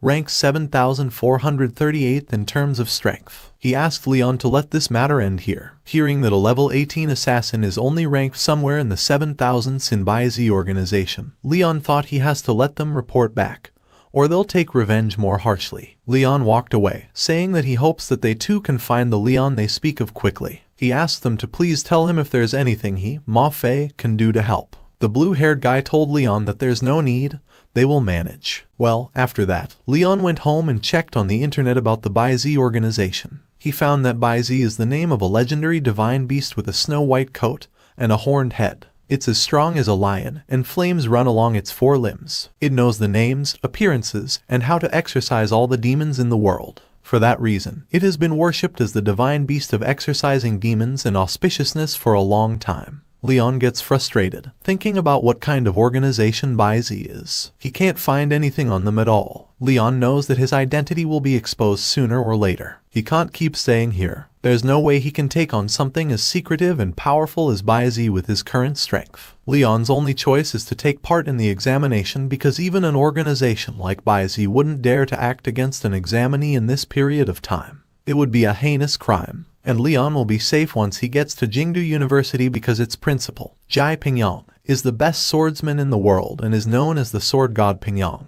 So if even Jingdu University isn't safe, nowhere will be safe. After thinking all this, Leon then takes out the Rubik's Cube he found in the world he passed before. He is curious to know what this Rubik's Cube that dropped in the Cave of 10,000 Poisons is. He thought, could this be the part that makes the specialized world different from normal ones? Did his parents leave this for him? But he could not understand how they would know that he would pass that world and how could they leave something behind in it. He is curious about the connection between Zundong, Baizi, and his parents. On the other hand, those assassins return to report to their superior. Their superior is a white-haired girl whose face remains uncovered. She asks the assassins if they found out what happened with Zundong's death. The blue-haired assassin tells her that their information was wrong. That person wasn't a mage, and he was very strong. He injured 9527. By 9527, he means the red-haired assassin. Hearing that, the white-haired girl gets angry, calling them useless. She sets aside this matter and orders them to put her death aside for now and organize their actions. Sioux City is what's most important now. Both of them hear her command and proceed with it. Several days later, at the 4th College Principal's office, Leon goes to meet him. The principal asks him how he can help him. Leon tells him that it's not a big deal. He just wants him to take a look at this Rubik's Cube. He tells the principal that he found it in a specialized world, and it seems to have been sealed. He asks the principal if there is any way to open it. The principal tells Leon that if it's been sealed, and if he doesn't have the password, they can only use the key to all locks to open it. Leon doesn't know what the key to all locks is. The principal tells him that the key to all locks can open it. He explains that the seal on the cube is not strong, so the key to all locks will be able to remove the seal without damaging the contents. Leon asks the principal where he can find the key to all locks. The principal tells him that the key to all locks can be found in the E-rank world Kingdom of Machines. He tells Leon to be careful because that's an open world and there might be some players trying to sabotage him. Sometimes later, in the Kingdom of Machines human area, at the City of Machines, when Leon arrives first, looking around he thinks, is this the open world, Kingdom of Machines? He remembers the principal telling him that there was once a huge war between humans and machines here because the latter gained sentience. In the end, the two signed a peace treaty, and the area they lived in became known as the Kingdom of Machines. Looking at humans around him, Leon understands that this must be the human area, the City of Machines. He starts walking towards the main city as his principal said before that to get the key to all locks, he has to get a hidden mission from the city's landlord Hua Jun. Leon was a little worried because he doesn't know how he will get to meet the city lord. While thinking all that, Leon walked past an old man in a lab uniform. The old man was mumbling, saying the real-life experiment wasn't moving at the true speed of light. Well, he was calculating something while walking, and because he was not looking, he clashed with a black-haired muscular guy and fell on the ground. The old man said sorry after seeing that man's muscles, but that man was not letting it go that easily. In an angry expression, the black-haired man asked, "What's your problem, old man? Can't walk properly? You're doing it on purpose, aren't you?" The old man again said sorry, but those guys were not letting it go. The black-haired guy said that the old man had injured him, so he demanded compensation. Well, all this commotion also attracted Leon's attention. The black-haired guy grabbed the old man's legs and upside-downed him, asking him to pay up. Other guys who were with the black-haired guy cheered him, saying surely this old Foji isn't broke. Well, enough was enough. Leon intervened, saying, "How dare you extort an old man in broad daylight? How can an upstanding young man like me watch this happen?" Seeing Leon intervene in their matter, the black-haired guy tried to intimidate Leon. He made a scary face, telling Leon to mind his own business, or is he going to help him pay? Leon tightened his fist, saying, "Evil cannot escape the law." He punched that black-haired guy with a very strong fist, and the black-haired guy went flying and hit the wall. His other subordinates were very shocked to see Leon's power. He immediately asked for forgiveness, saying they were wrong and will make amends to Leon and this old gentleman. Leon told them to scram, and that guy with the black hair ran away immediately. Leon asked the old man if he is okay. The old man offered some money to Leon, saying he only has this much money. Leon told that old man that he is an upstanding young man who was born in the spring breeze and raised under the red flag. He asked the old man to not speak of him in the same breath as those gangsters. The old man thanked Leon. He also said sorry, saying he is just an old man and can't repay him. Leon told him that he doesn't need anything, but can he tell him how to find the landlord of the City of Machines? The old man asked Leon if he is looking for the landlord. Leon told him that he needs a piece of equipment called the key to all locks, and only landlord Hua Jun has it. The old man smiled to hear that. He told Leon that he can't help much in other areas, but he can help him meet the landlord. Leon was happy to hear that. He thanked the old man. The old man asked Leon to let's go, but before going, he warned Leon that it won't be that easy to get equipment from the landlord. Leon told the old man to not worry, saying, "Uncle, you don't know my power. I only used 1% of my power just now." Well, all this, those thugs who Leon just beat up were looking from a high place. A yellow-haired guy asked the black-haired guy if he thinks the landlord's found who he's looking for yet. The black-haired guy said he doesn't know, But pointing at Leon, he told the other guy that Leon is the strongest player that he has ever met. On the other side, at the Kingdom of Machines, head Lady Mond told her subordinate Blitz that Professor Hua Jun is holding an academic seminar tomorrow again.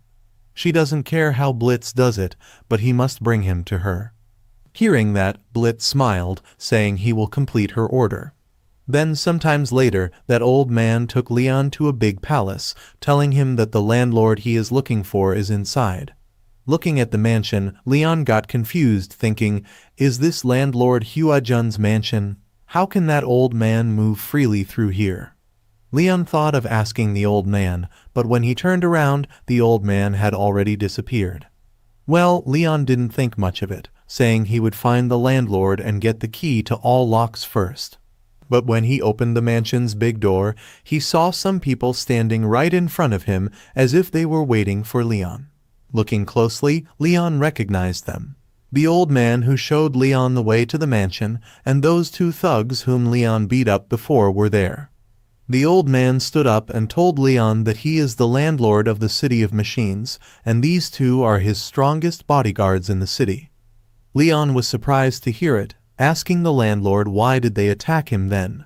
The landlord explained to Leon why he would put on such a show. He told Leon that he wanted to find someone strong enough, someone far stronger than his bodyguards, and that person is Leon. He asked Leon if he didn't want the key to all locks, so as long as Leon helps him with something, he will give it to Leon. Suddenly, a system notification comes saying a hidden mission has been issued.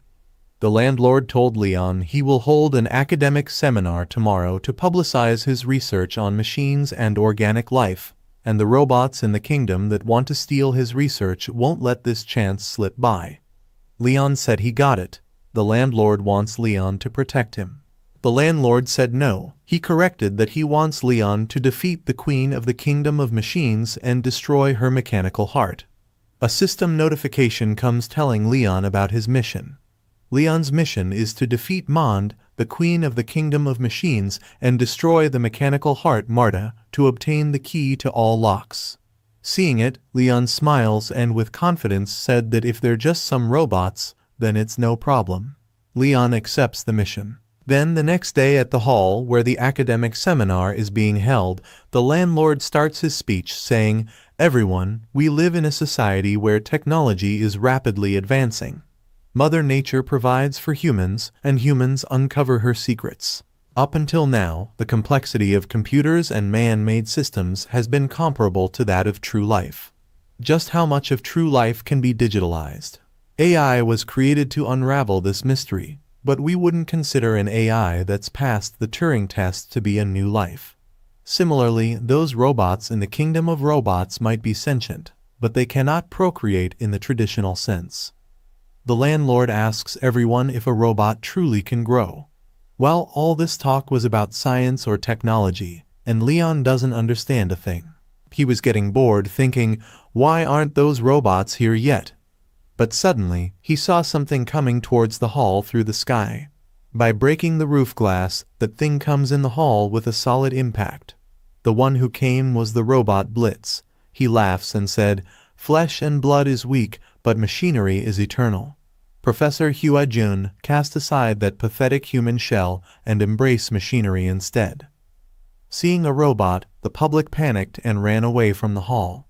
Security surrounded Blitz. The landlord's yellow-haired bodyguard told Blitz to scram from there, saying this isn't a place for the likes of him.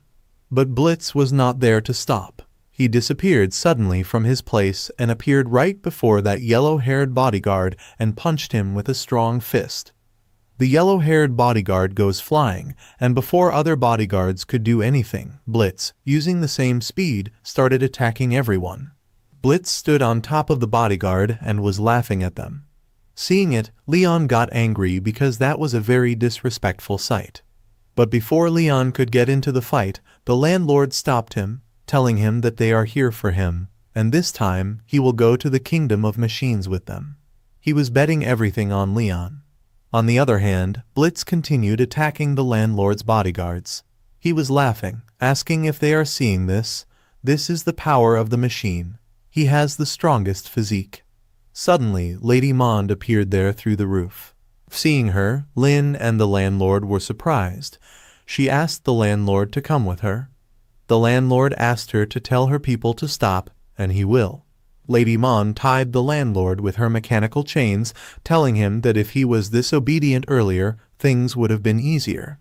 After talking, the landlord, Lady Mond turned to return. She called Blitz to return too. Blitz told Lady Mond to take that landlord and leave first. He will play for a bit. Hearing that, Lady Mond returned. After she left, Leon called Robot Blitz, who was beating the landlord's bodyguards.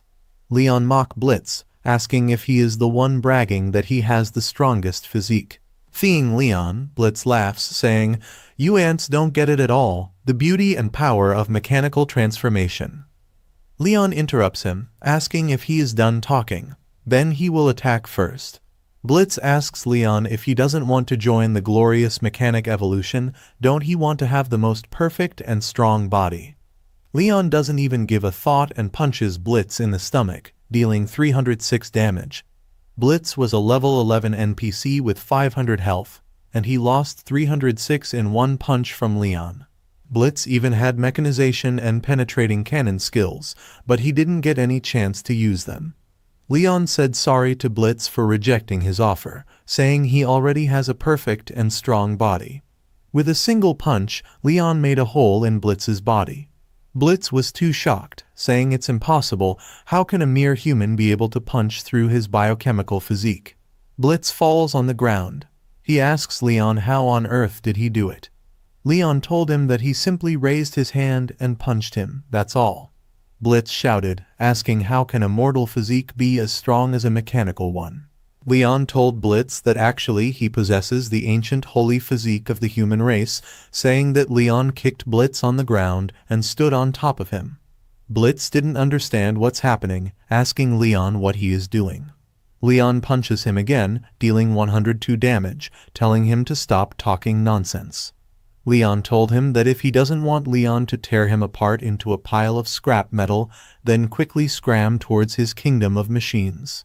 Well, Blitz doesn't have a choice, so he gives Leon a ride back to the kingdom of machines. Leon now knows that the landlord let himself get caught on purpose. He wanted to guide Leon to the kingdom of machines to destroy the mechanical heart. He said, "Landlord, don't worry, I will definitely complete this mission." Well, on the other hand, Blitz was very scared, knowing that Leon has terrifying power. He didn't understand why did Leon simply let the professor be taken away. He also had an ancient holy physique, that's very bad. Blitz thought he must report this to Lady Mond. Using transmission, he informs the kingdom of mechanical of Leon's arrival. While on the side, Leon, while riding on Blitz's back, was going towards the kingdom of mechanical. On the other side, at the kingdom of machines, Lady Mond took the landlord to the main headquarters of the mechanical kingdom. She said sorry to Professor Hua for inviting him here in such a rude manner. Professor Hua said no worries, telling her that even if he dies, he won't betray the human race and join her kingdom. Lady Mond told Professor Hua to please not be so stubborn and take a look first. Right in front of Professor Hua, the mechanical heart appears. Lady Mond said to Professor Hua that as he can see, this machine is bioengineered, or it can be said that its biology is being engineered. The heart with biological functions in front of them combines the human spirit and the power of the machine. It's no longer right to call it a robot. She told Professor Hua that she prefers to call this ascension. Flesh is weak, and the machine is elevated. She asks Professor Hua to join their glorious evolution. Hearing that, Professor laughs, saying as a human being, she voluntarily joins the robots and works as their dog. For a human like her, it's not an exaggeration to call her a traitor. Lady Mond asks him what he is saying. She asks Professor Hua to look again. Suddenly, lots of humans fall towards that mechanical heart, and some kinds of tentacles come out of the mechanical heart to attack the humans. All those humans were screaming and very scared to see it. They all cry for help, but there was no one to help them, and within seconds that mechanical heart devoured them all. At the same time, on the other side, Leon also reaches the kingdom of machines, and right in front of him was an army of warrior robots waiting. They recognize Leon as an intruder and ask the intruder detected. They all attack him. Leon, using his fists, starts destroying those robots. A system notification comes saying it has been detected player Leon has defeated a low-level robot via melee attacks. As a reward, 1 free stat point and 3 experience points were given. For killing every robot, Leon gets 1 free stat point and 3 experience points. Leon was happy because he didn't expect killing robots would also give free stat points. In just a few minutes, Leon clears all the robots. After taking down all the warrior robots, Leon left for the headquarters. On the other hand, after seeing how the mechanical heart devoured the humans, Professor Hua calls it a monster.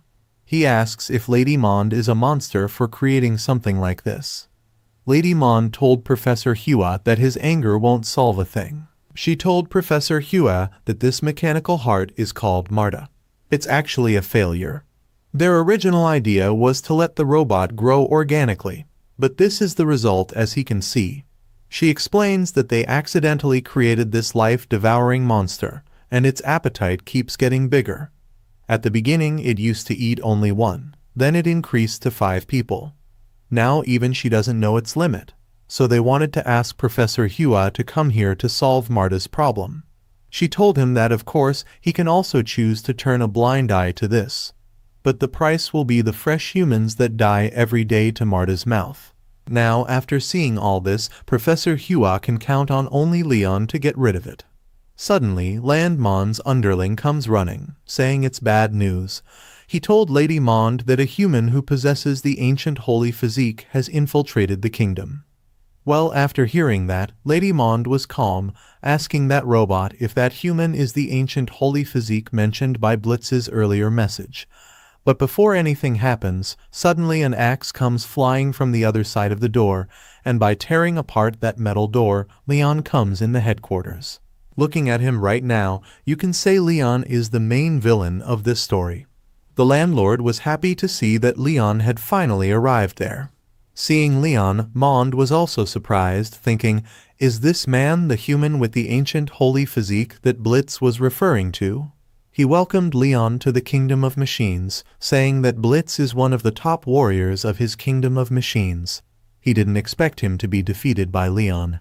Mond is a rare level 15 NPC with 2000 health. His skills are Mechanical Bug and Mechanical Loro Fist.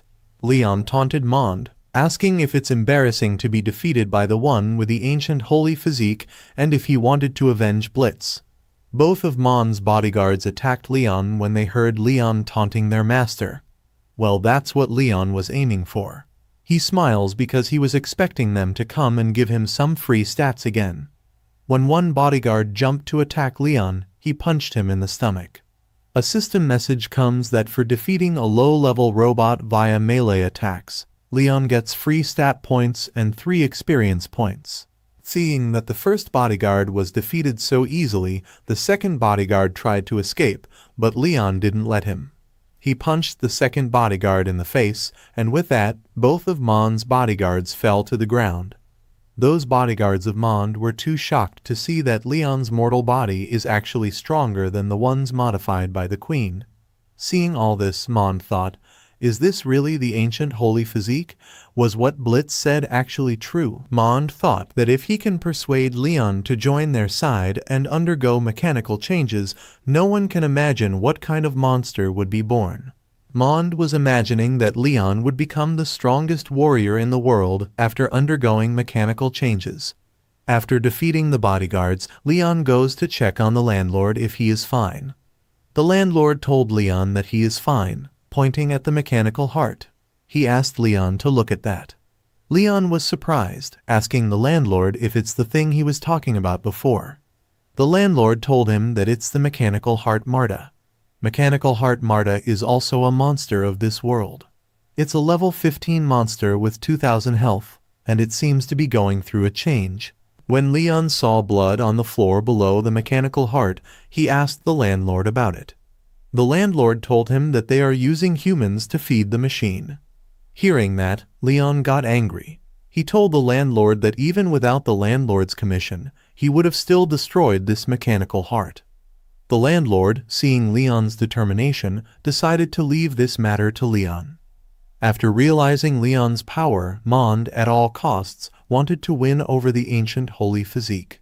Mond asked Leon, the owner of the ancient holy physique of the human race, to abandon his weak body and join the glorious evolution. But Leon didn't even hear him and approached the mechanical heart. Mond didn't understand what he's planning to do. Leon jumped on the window and entered the room of the mechanical heart. And then he made a fist to attack the mechanical heart Marta. Mond was shocked to see that. He asked Leon to stop, asking what he is trying to do to Marta. But Leon didn't care about him. He punched the mechanical heart Marta with his full power, dealing 404 health damage. Mond was very angry. He jumped at Leon to stop him from destroying Marta. When Leon saw him coming, he changed his fist's target from Marta to Mond, telling Mond to don't get in the way. When Leon was about to punch Mond, the internal system of Mond started sending him red warning notifications saying, "Danger detected, high-level danger, please run away immediately." Seeing those messages, Mond was shocked, thinking, what does this mean? But before Mond could even react to it, Leon punched him in the face, dealing 288 health damage. From Leon's punch, Mond goes flying and hits the wall behind. Mond's face armor got destroyed by Leon's one punch, leaving Mond with 1712 health stats. Mond, instead of being angry, was amazed by Leon's amazing strength. He decided that he must keep Leon in the kingdom of machines no matter what. Then Leon approached the mechanical heart Marta. He started continuously punching Marta, dealing 404 health damage with every punch. Then before the last hit, Leon shouted, "You wicked thing, break for me," and then he punched Marta with his full strength. There was a huge explosion. Marta's body exploded. Small body pieces fall on the ground, and a system notification comes that for successfully eliminating the mechanical heart Marta, 100 experience points were given as a reward. As Leon defeated the mechanical heart Marta via melee attacks, he additionally gets 3 free stat points. After Marta was destroyed with an explosion, human blood rains from it. Seeing that Leon actually destroyed Marta, Leon was too angry. He jumped to attack Mond, asking if he knows how much hope Marta held for the robots. It was unbelievable for Leon, who saw that much blood coming out of Marta. He asked Mond how many humans he fed it with. Leon looked at Mond with angry eyes, saying, "Mond, you are obviously human, but you call yourself a robot. You don't worry about Marta, it's your turn next." Mond got scared seeing Leon that angry. He asked Leon to wait and listen to him. Mond told Leon that although with the ancient holy physique of the human race, Leon is very powerful, compared to Her Majesty the Queen, Leon's power is nothing. He told Leon that even if he destroyed Marta, Her Majesty the Queen wouldn't blame him for it. Instead, Leon would get a chance to redeem himself. Mond told Leon that as long as he follows Mond to meet Her Majesty the Queen and joins them, she can forgive Leon's sins. Hearing about Her Majesty the Queen, Leon gets confused, thinking, isn't Mond the leader of the kingdom of machines? Suddenly, the landlord from behind calls Leon, telling him not to be fooled by Mond. Leon told the landlord not to worry, saying he is not interested in that mechanical evolution. Leon only trusts his own body. Well, Mond doesn't mind whatever Leon says because he was confident that after Leon sees the power of the Queen, he will change his mind. Leon asks Mond to let's go and meet his mechanical queen. Mond asks Leon to follow him. Then Mond leads the way and Leon follows him. While going ahead, Mond smiles as he releases a very small mechanical bug from his hand. That mechanical bug goes behind Leon and sits on his neck. Mechanical bugs are able to infect humans and gradually transform them into machines. Because of its small body, Leon didn't detect the danger approaching him. Mond was happy, thinking that if he is able to infect Leon's ancient holy physique with the parasite, Her Majesty the Queen will definitely reward him. The mechanical bug's eyes glow red as it was about to stab its parasite needle into Leon's neck. But before it could do that, Leon cursed the mechanical bug with a slap on his neck. Leon realized that it was a mechanical bug of Mond because he already saw that Mond has a mechanical bug controller skill. Leon jumped to attack corrupt Mond. Mond gets surprised by Leon's sudden attack. Before Mond could even react or defend himself, Leon punched him in the stomach, dealing 240 health damage. Mond was pushed back, but he absorbed the force of Leon's punch and stood still. Seeing that Mond didn't take that much damage, Leon understood that this is the power of level 15 NPC. He's tough to deal with. Mond was angry, asking Leon if he is crazy, doesn't he want to see Her Majesty the Queen? Leon was mad, but at the same time, he was happy that Mond attacked him at last. Leon asks Mond that if he is correct, the Queen Mond mentioned is nearby, right? If that's the case, then Leon doesn't need Mond to lead the way. Hearing that, Mond smiles, saying, "Ancient holy physique, if you refuse a toast, you will be forced to drink a forfeit." Mond told Leon that if he has to break Leon's limbs and get him to Her Majesty the Queen, it would still be the same. Suddenly, a yellow sand starts to cover Mond's body. Mond got bigger and his body involved. He jumped to attack Leon, saying Her Majesty the Queen will create a new mechanical body for Leon. Mond attacked Leon with his mechanical fist. Leon punched Mond with his normal fist. Both of their fists collided, making it a critical hit, but the one who received the damage was Mond. Mond lost 233 health damage. Leon smiled, saying, "Haven't you had enough yet, little brother?" Mond was shocked to see that even with his mechanical fist, he is still losing. Mond thought, "Is this the power of the ancient holy physique?" Mond's full-on attack was easily absorbed. Leon grabbed Mond's mechanical hand, saying, "A pile of scrap metal doesn't need to eat." He again punched Mond in the stomach, dealing 240 health damage. Mond's body was falling apart because of Leon's strong attacks. He asked Leon to stop and let go of him. Mond was very frustrated because after Leon grabbed him, he couldn't move. Then Leon raised his head and gave a head slam to Mond, dealing 260 health damage. Mond went flying and hit the wall behind. Now Mond was free from Leon and was able to move. Another face armor appeared on Mond's face. As Mond has only 432 points of health remaining, he again transformed into his strong form.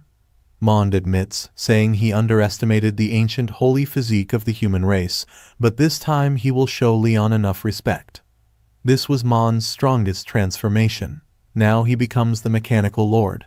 Seeing him, Leon was disgusted, thinking, "Is this Mond's true form?" Leon said, "Even if I were to be killed, I wouldn't choose to turn into a machine." Mond laughed loudly and jumped to attack Leon with his mechanical lord fist. Leon understands that it's time to get more serious. He jumps and attacks Mond using an ordinary fist. When both of them collide, there is a huge explosion. It's a critical hit on Mond, who loses all 432 health and dies. Mond's whole body gets destroyed. A system notification comes, saying that for defeating NPC Mond via melee attacks, 15 free stat points have been awarded. Leon also gets 75 experience points, and with that, Leon successfully levels up. 10 free stats are rewarded to him again. Another system notification comes, congratulating Leon for becoming an early-stage mage. Leon is surprised that he became an early-stage mage. Currently, Leon is a level 11 Necromancer with 270 strength. The effect of God Overwhelming Strength doubles Leon's strength. His other stats are the same. His spirit is still 0. Leon still has talents Mage as Brave Heart, Muscle creates miracles, and Strong Contract as his rank skills. He has the Ring of the Skeleton King as equipment, and he has talent books of Skeleton Summoning Magic, Withering Magic, and Door to Acre. As Leon has killed Mechanical Heart Marta and Mond, the leader of the Mechanical Kingdom, a system notification comes, congratulating Leon for completing the hidden mission. Leon obtained the key to all locks. Leon is happy because the mission of the City Lord is finally completed, and he got the key to all the locks. Now it is time for Leon to meet the Queen of Machines. Leon laughs, thinking maybe she will give him some high-quality equipment. But when Leon tries to go inside, he gets stopped by a locked door. There is a passcode on the door. Leon tries every passcode he can think of, but they are all the wrong code. Leon is getting angry, saying, "Why is there a code? If I had known earlier, I wouldn't have killed Mond." Now Leon doesn't know where he could find someone to ask for the code. On the other side of the door, on a throne, a yellow-haired girl is sitting. That girl is surprised to find that there is a human. She knows that according to previous runs, humans can complete the mission by killing Mond, so why would they come to her place? Suddenly, Leon comes into the room by destroying the door with his fist. He smiles, saying, "The old method still works." When Leon sees a human girl in the room, he is surprised. Leon thinks, are there humans imprisoned here by Mond, or maybe she is the one? Leon approaches the little girl, saying, "Hello, little sister, why are you here?" That yellow-haired girl is surprised to see Leon. She feels that this human is different. It is very strange. Leon calls her little sister, asking if she can speak. He asks her for her name. The yellow-haired girl replies that she is the queen of the kingdom of machines. Leon was surprised to find that the little girl standing before him was the queen of machine. But he was even more shocked to see her status window. It was too high even for a boss-level monster. Can you believe her health is 100,000, which is 50 times that of Leon's? Leon was very nervous because he knew that an NPC with 10,000 health could go to an A-rank world and become a boss. Now he was wondering how strong she was. Thinking of an idea to escape, he tried to act like one of her subordinates, saying, "Lady Queen, your subordinate has taken a wrong turn," and offers his deepest apologies. Saying this, he turned around and asked to take his leave now. However, his trick didn't work on the queen. Using her power, she grabbed Leon with some chains. He was surprised and, before he could react, she pulled him to her side. She stopped Leon right in front of her and raised her hand towards him. Leon was stunned by how strong the queen was. He couldn't move at all. The queen slowly approached Leon, telling him not to fear and that she would not hurt him. She gently touched Leon's head and started retrieving his memories. A kind of red energy came out of Leon's head and went into hers. From Leon's memories, she saw everything he had seen throughout his life. The queen was amazed to see what the outside world looked like. She told Leon that she had known all along that this world isn't real, that it is a virtual world, one of countless others. She explained that soon this world would reset, and everything would go back to how it was before. But there's a bug in this virtual world. As long as she remains in this room, she can escape the world's resetting. She doesn't remember how many times it has happened, but after countless resets, only Leon appeared before her, and she wouldn't let this chance go so easily. When the queen released Leon, he asked her if she saw through his memories. The queen told him that she hadn't. It was an exchange, exchanging hers with Leon's. Hearing that, Leon understood why she had such high level and stats, even as a boss in a D-rank world. He asked her if she wanted to leave this world, and when the queen said yes, Leon told her she might as well kill him then, as he was just a level 11 nobody. There was no way he could go against the rules of this world. The queen told him there was no need to go against the rules of the world. She raised her hand and stabbed herself. Leon was shocked to see that and asked her what she was doing. She pulled her heart out of her body and told Leon that they could use the rules of the other world he spoke of. Information about the heart of the queen of the kingdom of machines popped up. It's an S-rank mechanical creation that is alive. She gave her heart to Leon, telling him that as long as he carried it with him, it would grow into another her. She did this because she knew that items could be taken away by players. Once it grew, she would have a clone that could experience the outside world. Leon was a little surprised that she was trusting him with her own heart. He asked her if she wasn't worried he would go back on his word. She can't control what he does outside of the other world. Immediately, the queen said no, explaining to Leon that she hadn't found a single instance of him breaking a promise in his memories. She just wants to see for herself what the outside world is like. This was the first time Leon saw an NPC that gained consciousness and even tried escaping the world that created her. The queen asked Leon if he had made his decision. Leon smiled and asked if he even had a choice. The queen was happy to hear that. She smiled brightly and thanked Leon, telling him that he may leave now. Suddenly, a system notification congratulated Leon on passing the world, the kingdom of machines, as the assessment was completed. Leon received an A rank rating, earning him 50 experience points and 5 free stat points. Leon also obtained 2 items. The first is the B rank talent book Finalizing Magic, and the second item was the C rank mechanical tool Knuckle Dusters. With the C rank mechanical knuckle dusters effect, the critical hit rate increased by 30%, and it had no roll restrictions. Leon was happy when he found out that it increased the critical hit rate.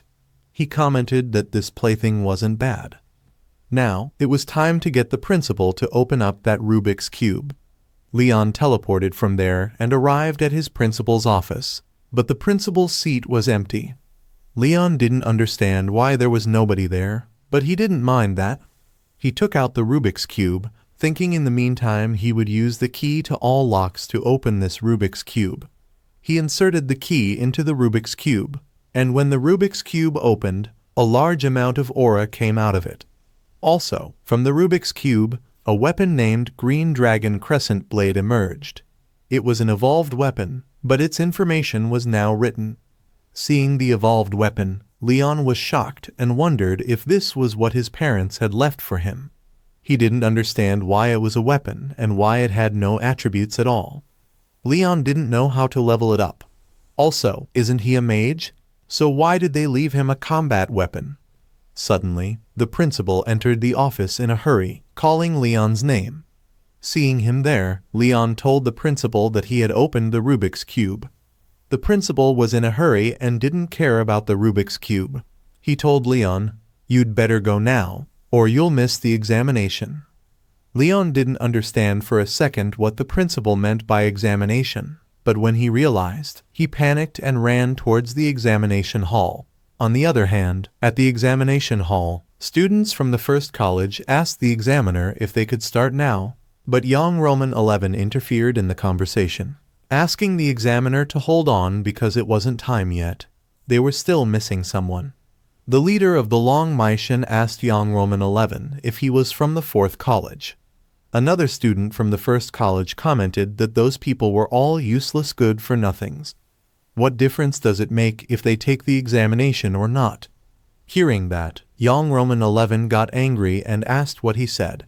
Lang Mai told young Roman 11 that the first college has always had the highest selection rate in the examination. Most of the previous top scorers have also been from their school. Last year, Long Xiang from their school scored the highest in the fighters' examination. Long Mai, full of himself, insulted everyone by announcing that this year wouldn't be any different. The top scorer would still be from the first college. Looking at young Roman 11, he said, "Why would nobodies from the fourth college even bother coming? They should just go home." Another student from the first college commented, "If that person still hasn't shown up for something as important as this examination, then he's probably too scared to come." All the students from the first college started laughing at the fourth college students. Hearing this, young Roman 11 got very angry. He told Long Mai that his brother Leon could take each one of them down with a single punch. Long Mai laughed and asked young Roman 11, "Why doesn't he come and prove it?" He added, "It's good that I met them before the examination. I will teach them what it really means to take someone down with a single punch." Zuo Yu was worried, wondering, why isn't Leon here yet? The examination is going to start any minute now. Where did he go? In response to the first college's insults, Ma Fei stepped forward and declared, "Those from the first college, hear my vow. I will put an end to your winning streak." He announced that he had only one true opponent, and that was Leon. Ma Fei showed that he didn't care, but inside he was also worried, wondering why Leon wasn't here yet. On the other hand, Leon was running as fast as he could to reach the examination hall on time. The examiner went to a teacher from the fourth college, asking, "Since the examination is going to start soon, has everyone arrived?" The teacher asked the examiner if he could wait for a while. The fourth college teacher was very worried, thinking, if Leon doesn't come now, he won't make it in time. Suddenly, a voice announced, "He is present." Everyone recognized that voice. Young Roman 11 looked back because his brother Leon had finally made it. Leon entered the examination hall, saying, "Your father has returned." When he came in, Long Mai said, "This nobody kept us waiting for this long. What a waste of time."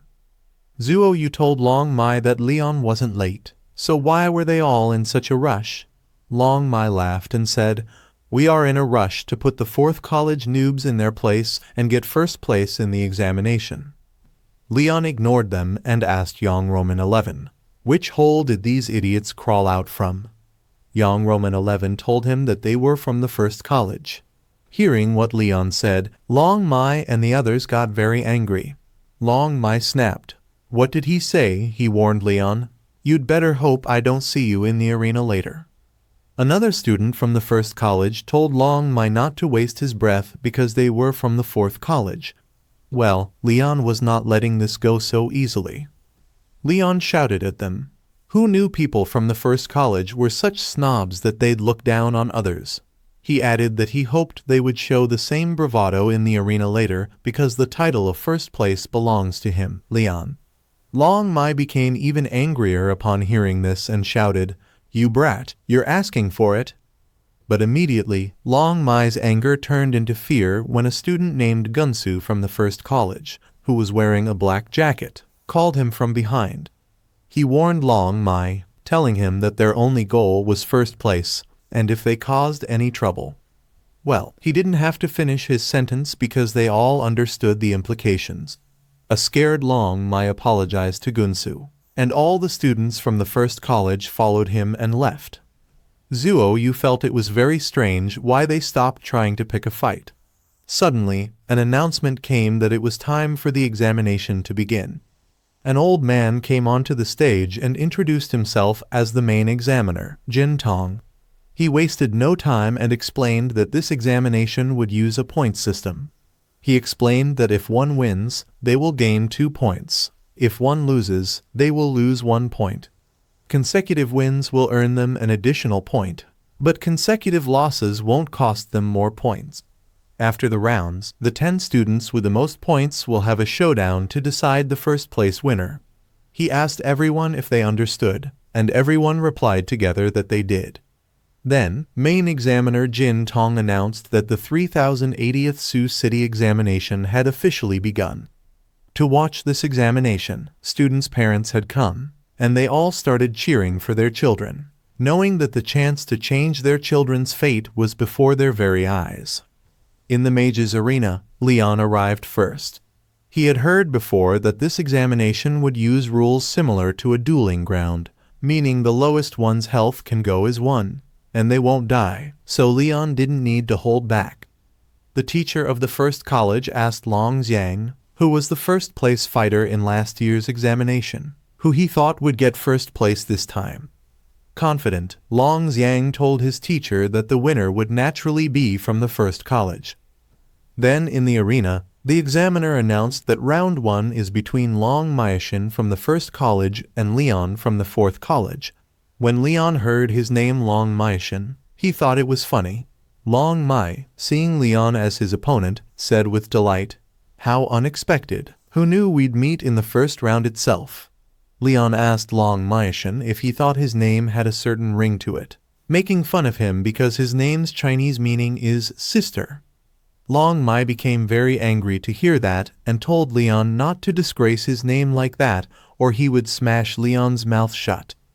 The examiner asked them if they were ready, and in unison, both of them replied that they were ready. They thought they could start fighting now, but the examiner asked both parties to please introduce themselves first. Long Mai became angry at the examiner, asking, "What kind of rule is this? Can't we just start fighting?" Leon had the same question. However, they had to follow the rules. Long Mai introduced himself as a level 9 electric mage disciple from the first college. Then, Leon introduced himself as a level 11 early stage necromancer from the fourth college. Long Mai was shocked to hear that Leon was an early stage awakener. Even the examiner was surprised to find that Leon had reached the early stage before the examination. He thought Leon was a prime candidate for first place. The examiner then gave the green signal for them to start. Well, Long Mai didn't care. He was confident, thinking electric magic could counter undead, so it didn't matter if Leon was an early stage. He could still win. Long Mai used his thunder barrier and thunder encircling skill, and a huge amount of thunder started gathering around him. But Leon was unfazed to see the thunder and got ready to counterattack. When the fight began, Long Tane cast thunder barrier and thunder encircling spell around him. A barrier made of thunder covered Long Tane's surroundings. However, our protagonist Leon was unfazed, determined to win this. The audience was amazed to see that there was an electric mage. A guy in the audience said that he had heard that only 1 in 10 have a chance of becoming one, as it's basically a hidden profession.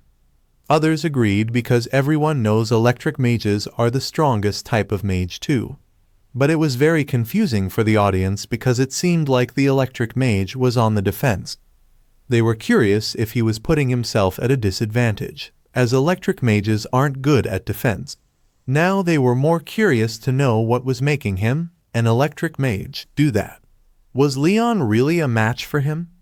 After casting his spell, Long Tane shouted, "Come, let me see your true power, Necromancer." Long Tane was very nervous, wondering why Leon hadn't taken out his staff yet. Does he want to throw away the competition?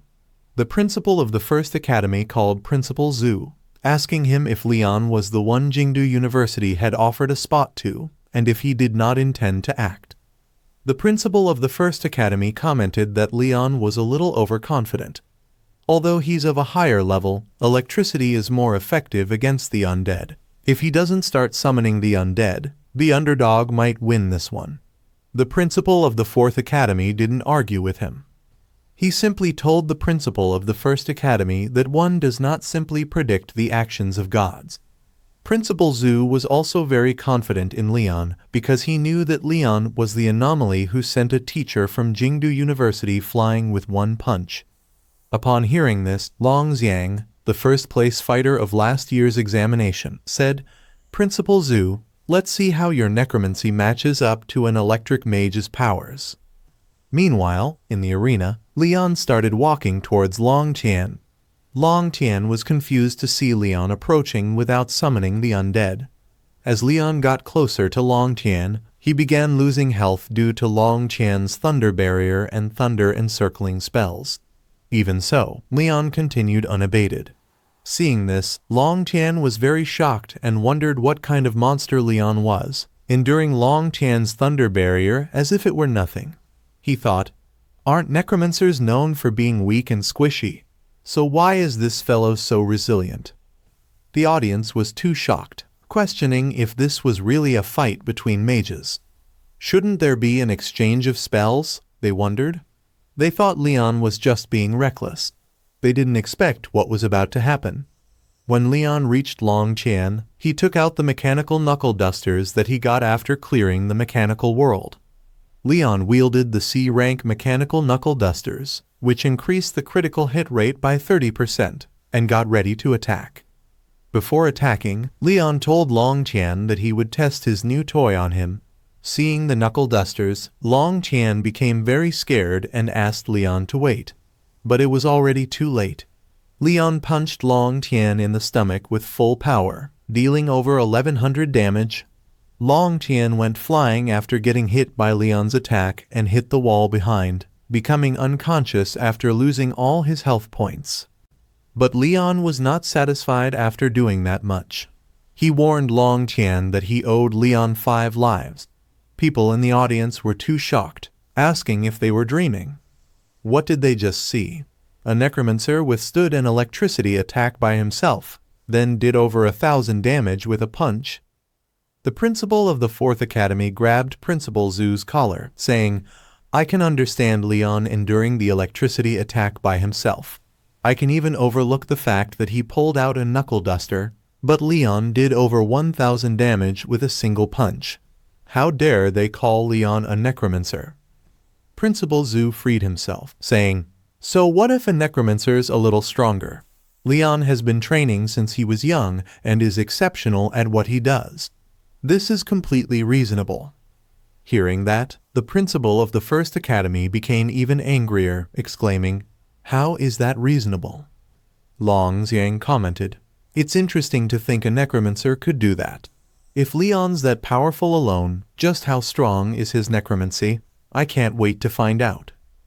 Meanwhile, a student from the first academy ran to their leader, Gu Su, telling him that Long Maishan had been defeated by someone from the fourth college with a single punch. Gu Su replied, "I know that fellow's strong. Let's give him a little trouble for now." With a cold expression, Gu Su added, "The winner must belong to the first college this time." After witnessing the match, people were saying that a physical fighter must have snuck into the mage's examination hall, because tanking an electrical attack from an electric mage is crazy. In the arena, Leon was very happy and was thanking everyone for their support. But suddenly, main examiner Jin Tong approached Leon, asking him to take a walk with him. When Leon asked why, Examiner Jin explained that his actions were so impressive that someone had accused him of cheating, so they needed to conduct some tests. Leon was shocked to hear that they wanted to test him because he performed too well. He asked Examiner Jin which law allowed that. Examiner Jin then questioned how a mage could do that much critical hit damage. Leon told Examiner Jin that he is naturally strong, but Examiner Jin didn't believe him and instructed other officials to take Leon away. Leon protested that he was just really strong, but they didn't believe him and took him away. When people in the audience saw this, they asked why the necromancer was being taken away and if he could have been cheating. A guy said, "No wonder. How else would a necromancer do over 1,000 damage with a punch?" Seeing this, the principal of the first academy said to old Zhu, "The examiners have taken away that student of yours. He couldn't really have been cheating, could he?" Principal Zhu confidently told him to just wait and see. When Ma Fei saw this, he said, "Leon was that op even in the Nightmare Village. Was he also cheating then?" Hearing him, Zuo Yu got angry at him. A student from the first academy claimed that he called for the investigation. Leon was definitely cheating. When they did the urine test on him, all they found were drugs. Another student from the first academy laughed, saying, "That's right. Once the test is over, there will be an announcement saying his results were invalid because he was cheating." Hearing them, Wang Roman 11 said, "Wait and see. You'll be crying when Brother Leon comes back and becomes the valedictorian." Students from the first academy laughed at Wang Roman 11, saying, "You'd better pray he actually comes back first." On the other hand, Examiner Jin took Leon to a very large class detection array room. He asked Leon to first pass through the detection array. With confidence, Leon walked into the detection array saying, "As expected, the life of a genius is always accompanied by doubt." The detection array showed that no anomalies were detected. Examiner Jin was very shocked by the result and asked Leon to do it again. Leon complied, but the results were the same. No anomalies were detected. Examiner Jin still didn't believe it and asked other officials to check if the detection gate was malfunctioning. The officials did their checking of the detection array, but found nothing wrong. They told Examiner Jin that the detection gate was functioning properly and there were no issues. This was very shocking for Examiner Jin when he found that Leon could actually deliver over 1,000 points of critical damage with his bare hands.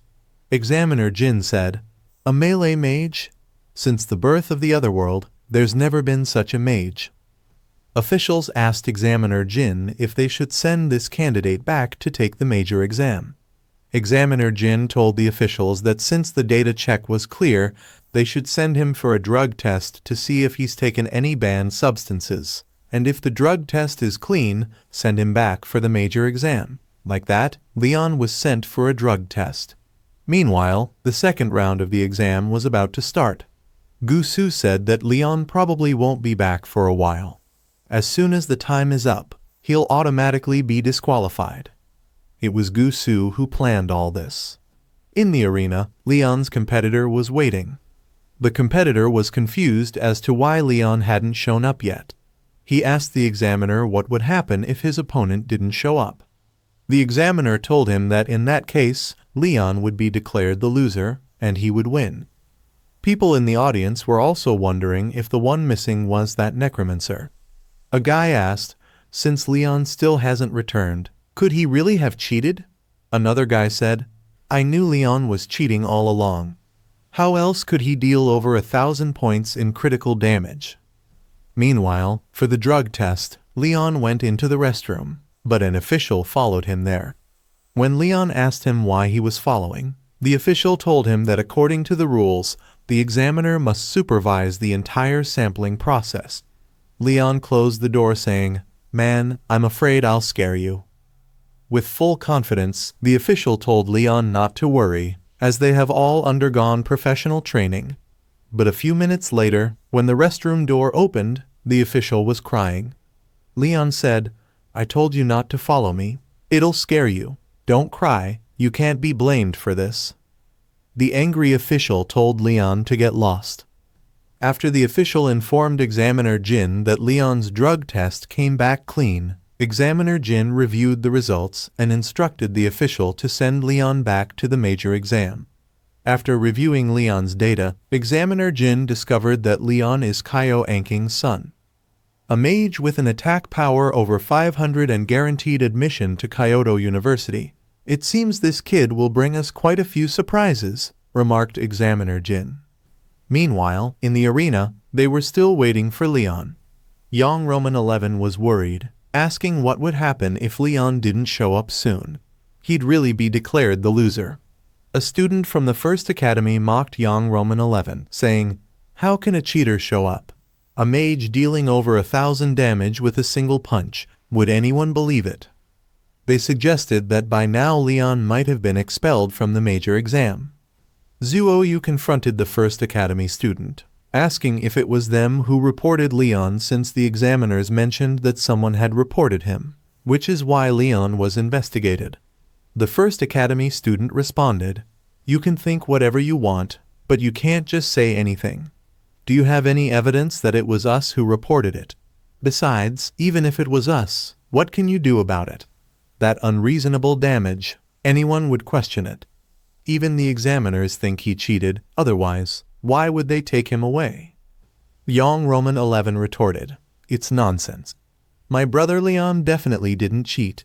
He'll be back soon. The First Academy student laughed, saying, You all just live in your own delusions, but Leon's results will be cancelled soon. Young Roman 11 was furious at them, exclaiming, These bastards must have been the ones who reported. Ma Fei told Young Roman 11, It seems they're really afraid of Leon stealing the top spot in the major exam, but their plan is going to fail.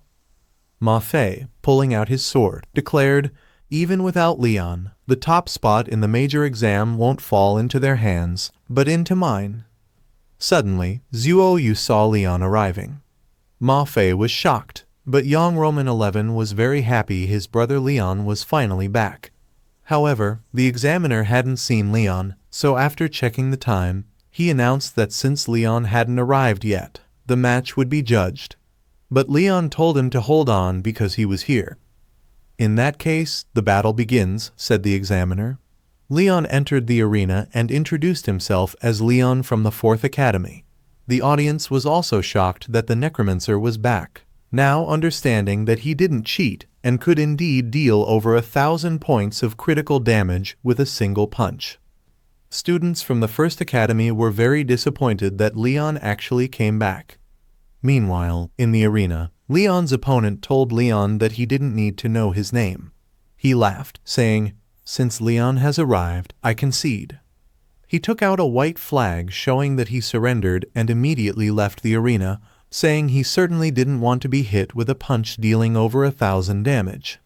Leon tried to stop him, asking to just let him punch once.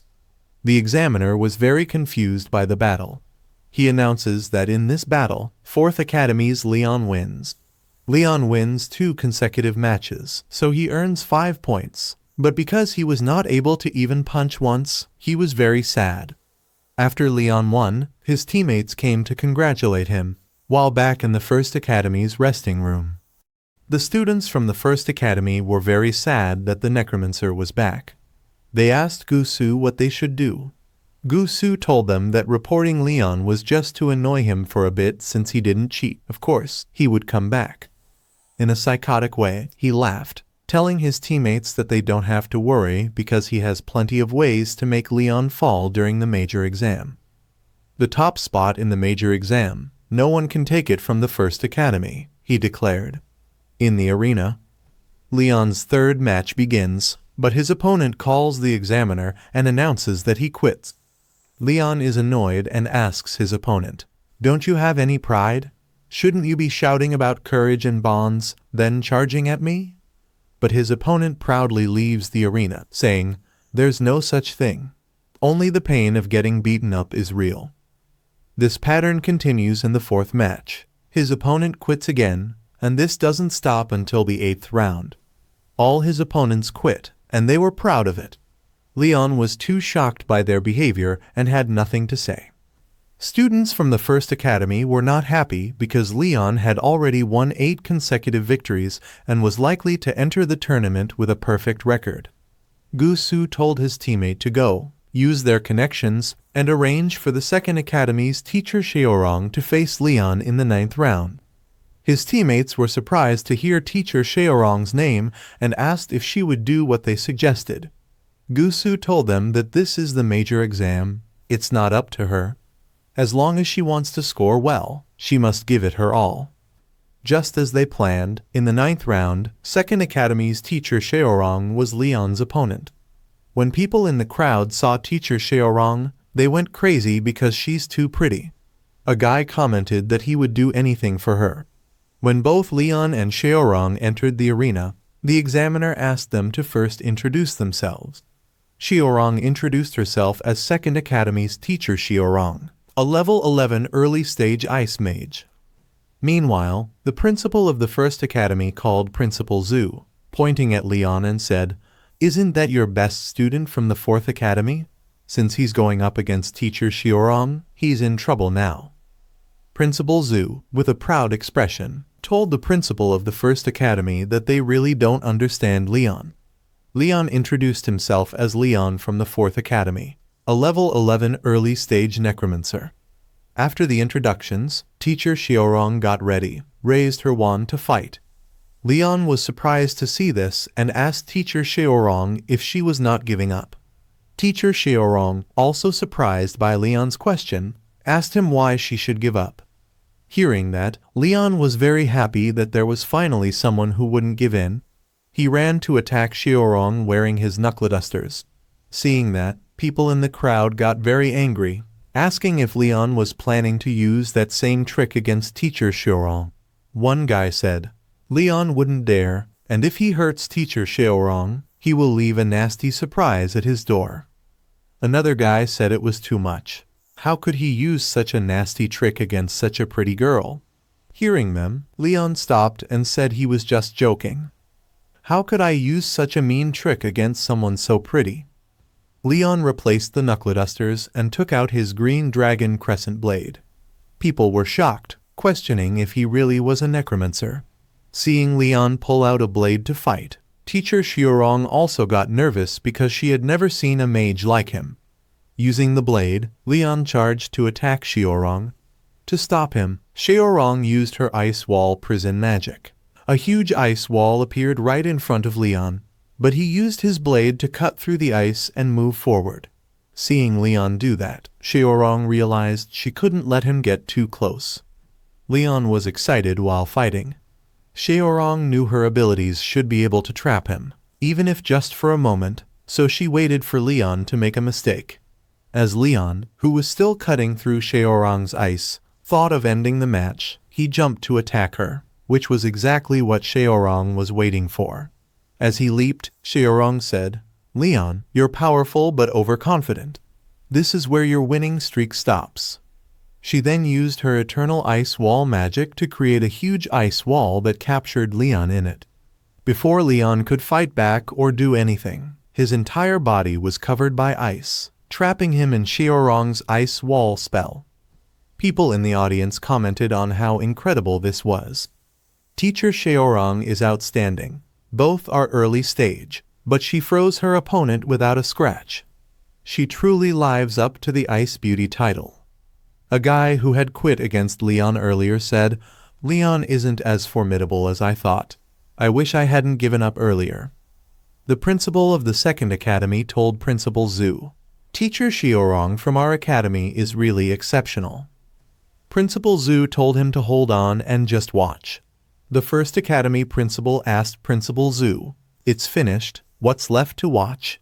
Meanwhile, in the arena, after freezing Leon in her ice wall, Xiaorong asked the examiner if she had already won the match. The examiner explained that the rules state one loses if they concede or their HP falls to 1. He pointed at Leon and asked Xiaorong to look because Leon's HP was still dropping, and it hadn't bottomed out yet, so he hadn't lost. Hearing this, Xiaorong approached Leon, who was in her ice wall. She made a hole where Leon's head was to talk to him. Xiaorong told Leon to give up because he had already lost. Shivering, Leon said no, he refused to give up. Xiaorong asked why he kept going, as it would only make it more painful, with his health dropping like this. He soon would bottom out. When Leon looked at his health stats, which were still about 3,000, he smiled, realizing his HP wouldn't bottom out. With his head out of the wall, Leon took this opportunity to use his full power and broke the ice wall from the inside.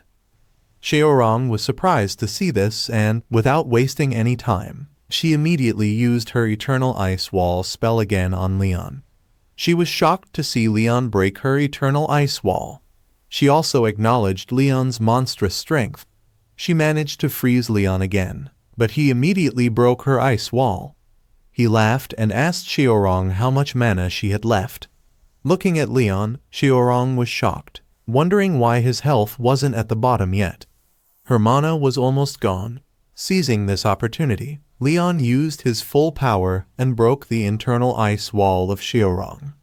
She was too shocked by that. After destroying her ice wall, Leon laughed like a lunatic and said, "Cousin, I'm done here."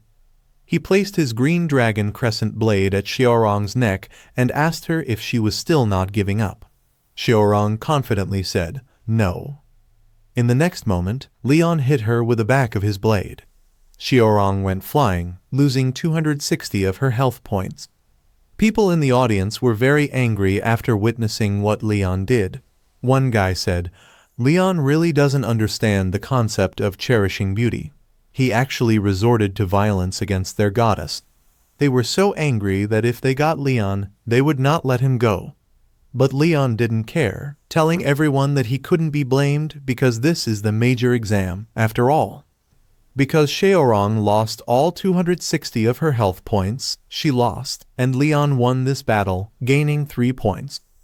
The principals of the first and second academies were too shocked to see that match. Principal Zhu proudly told them that in this year's major exam, no one can stop Leon. Xiaorong apologized to her teacher, who told her that it was okay and she did her best. She didn't have to worry because her points were enough to enter the arena battles. Her teacher was angry at Leon, saying it wasn't her fault. That guy was the problem. "He's not even a proper mage, and he's insulting the mage profession," she said. Seeing everyone's reaction, Leon was confused, wondering why they always had such strong biases against him. Was it because he is a mage who focuses on physical training? Meanwhile, in the First Academy's rest area, First Academy students went to Gusu telling him that even teacher Xiaorong couldn't defeat Leon from the Fourth Academy. Now they were wondering what they should do because Leon had 10 consecutive wins and had entered the arena battles. Gusu got angry, saying, "The Second Academy is truly useless. They can't even beat the Fourth Academy. Looks like I'll have to step in myself." This was the first time Gusu, who had been confident from the start, was taking action himself. In the Second Academy rest area, Xiaorong's teacher asked her how it felt facing Leon in the battle today. Xiaorong told her teacher that he's unreasonably powerful. Her teacher mentioned that she had just checked the match schedule with the examiners, and originally, Xiaorong's opponent wasn't supposed to be Leon. Xiaorong was shocked to hear that someone had changed her opponent. She first thought it was to prevent her from entering the arena battles, but then she realized that based on strength, Leon seemed to be their best target. She wondered if Leon knew about this or not. Thinking this, Xiaorong went to meet Leon. She told him that someone had altered her match schedule to make him face her. She warned him to be careful because they might come after him during the arena battles. Hearing that, Leon laughed and said, "Since they resort to such underhanded tactics, it won't end well for them. If they dare to come, I will send them flying with a single punch." Then it was time for the arena battles. All the participants, including Leon and Gusu, had gathered to participate. Examiner Zhu announced that the 10 rounds of battles had concluded. He didn't go into the rules of the arena battles and officially began the match. People in the crowd were too excited that it was finally starting. From the 10 strongest contenders in Sioux City, the one who remains in the arena will be the true top scorer of the major exam. A guy said he thought Leon the Necromancer had a good chance, but others disagreed, saying he's just a cheating dog. In the arena, Leon was the first to come out. He was hoping that the sneaky little shadow dweller would come out soon. Because Leon was up first, he had to defend the arena. This was going to be 1 against 9. Then, after Leon, the first challenger came into the arena. He was a muscular guy who proclaimed, "Only true geniuses can claim the title of top scorer in the major exam, and clearly, I am that genius." But Leon punched him in the face, and the muscular guy lost all 350 of his health points and fell to the ground, losing consciousness and being eliminated from this match. Leon told the muscular guy that clearly he was not that genius. The examiner announced that this was the 4th Academy's Leon's successful defense. Seeing this match, a guy commented that Leon is really strong, but questioned if he truly is a necromancer. If no one else can stop him, the title of top scorer in the major exam will truly be his. After that, Leon successfully defended again, and everyone started cheering for Leon, saying they didn't care anymore. They are officially Leon fans now. While everyone was cheering his name, Leon said, "Come now, little schemer hiding in the shadows. You can't hold back anymore, right?" Well, what he said came true. Gusu really came into the arena. When he entered, he called Leon the crowd pleaser and offered 5 million. Leon asked him what the 5 million was for. Gusu told Leon that he would give him 5 million if he surrendered. He told Leon that he had done a background check on him. Leon is an orphan, and other than the old house his parents left him, he has no other assets, so 5 million is enough to keep Leon comfortable for life. Leon got very angry, asking Gusu what he took him for. "This is Sioux City's top scorer in the major exam, my lifelong dream. Is a dream only worth 5 million? Leon told Gusu he needed more money. Hearing that, Gusu said, "Clearly, Leon, you're not someone who can hold their own in a respectable conversation." He asked Leon how much more he wanted. Leon said, "Not much, 1 billion would suffice, though I wouldn't refuse 100 billion if Gusu offered." Gusu got angry, understanding that Leon was making fun of him. Angrily, Gusu said, "If you don't accept a toast, you'll face the consequences." He warned Leon not to blame him for hitting hard. Leon wondered why Gusu had such hatred toward him. But one thing was clear to Leon. Gusu was the one pulling the strings behind the scenes. Then Gusu introduced himself as a First Academy, early-stage shadow mage. Leon was a little surprised to hear that Gusu was a shadow mage from the First Academy. After the introduction, Examiner Zhu signaled to start the match. Leon showed his fist to Gusu, saying, "Finally caught up with you." On the other hand, Gusu raised his hand and summoned his shadow servant. The ground around Gusu was covered by a black shadow, and from it, shadow servants emerged. On Gusu's command, all his shadow servants went to attack Leon. People in the crowd were very excited because a battle between a shadow mage and a necromancer was going to be quite intriguing, given that both professions involve summonable entities. They all wondered if Leon would summon the undead. Hearing them talk about the undead, Leon laughed and asked, What undead? He then took out his green dragon crescent blade, saying he alone was enough. Holding his blade, Leon charged at his opponent. When the battle began, Gusu's shadow servants came to attack Leon. Using his green dragon crescent blade, Leon struck at a shadow servant, but his attack didn't do much damage. Leon was surprised and exclaimed, "What the heck is this? It's so hard." Gusu told Leon that his shadow minions had bones of steel and iron. "This is the first feast I have prepared for you," Gusu said with a smile, asking him if he still liked it.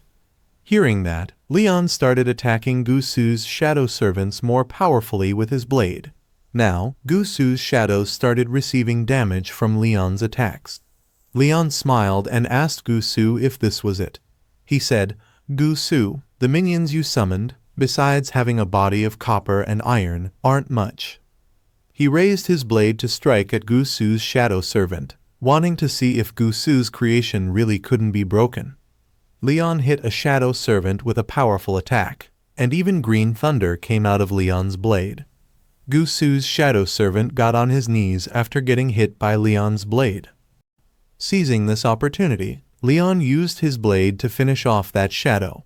After defeating a shadow, Leon looked at Gusu and said, "Only 3 left."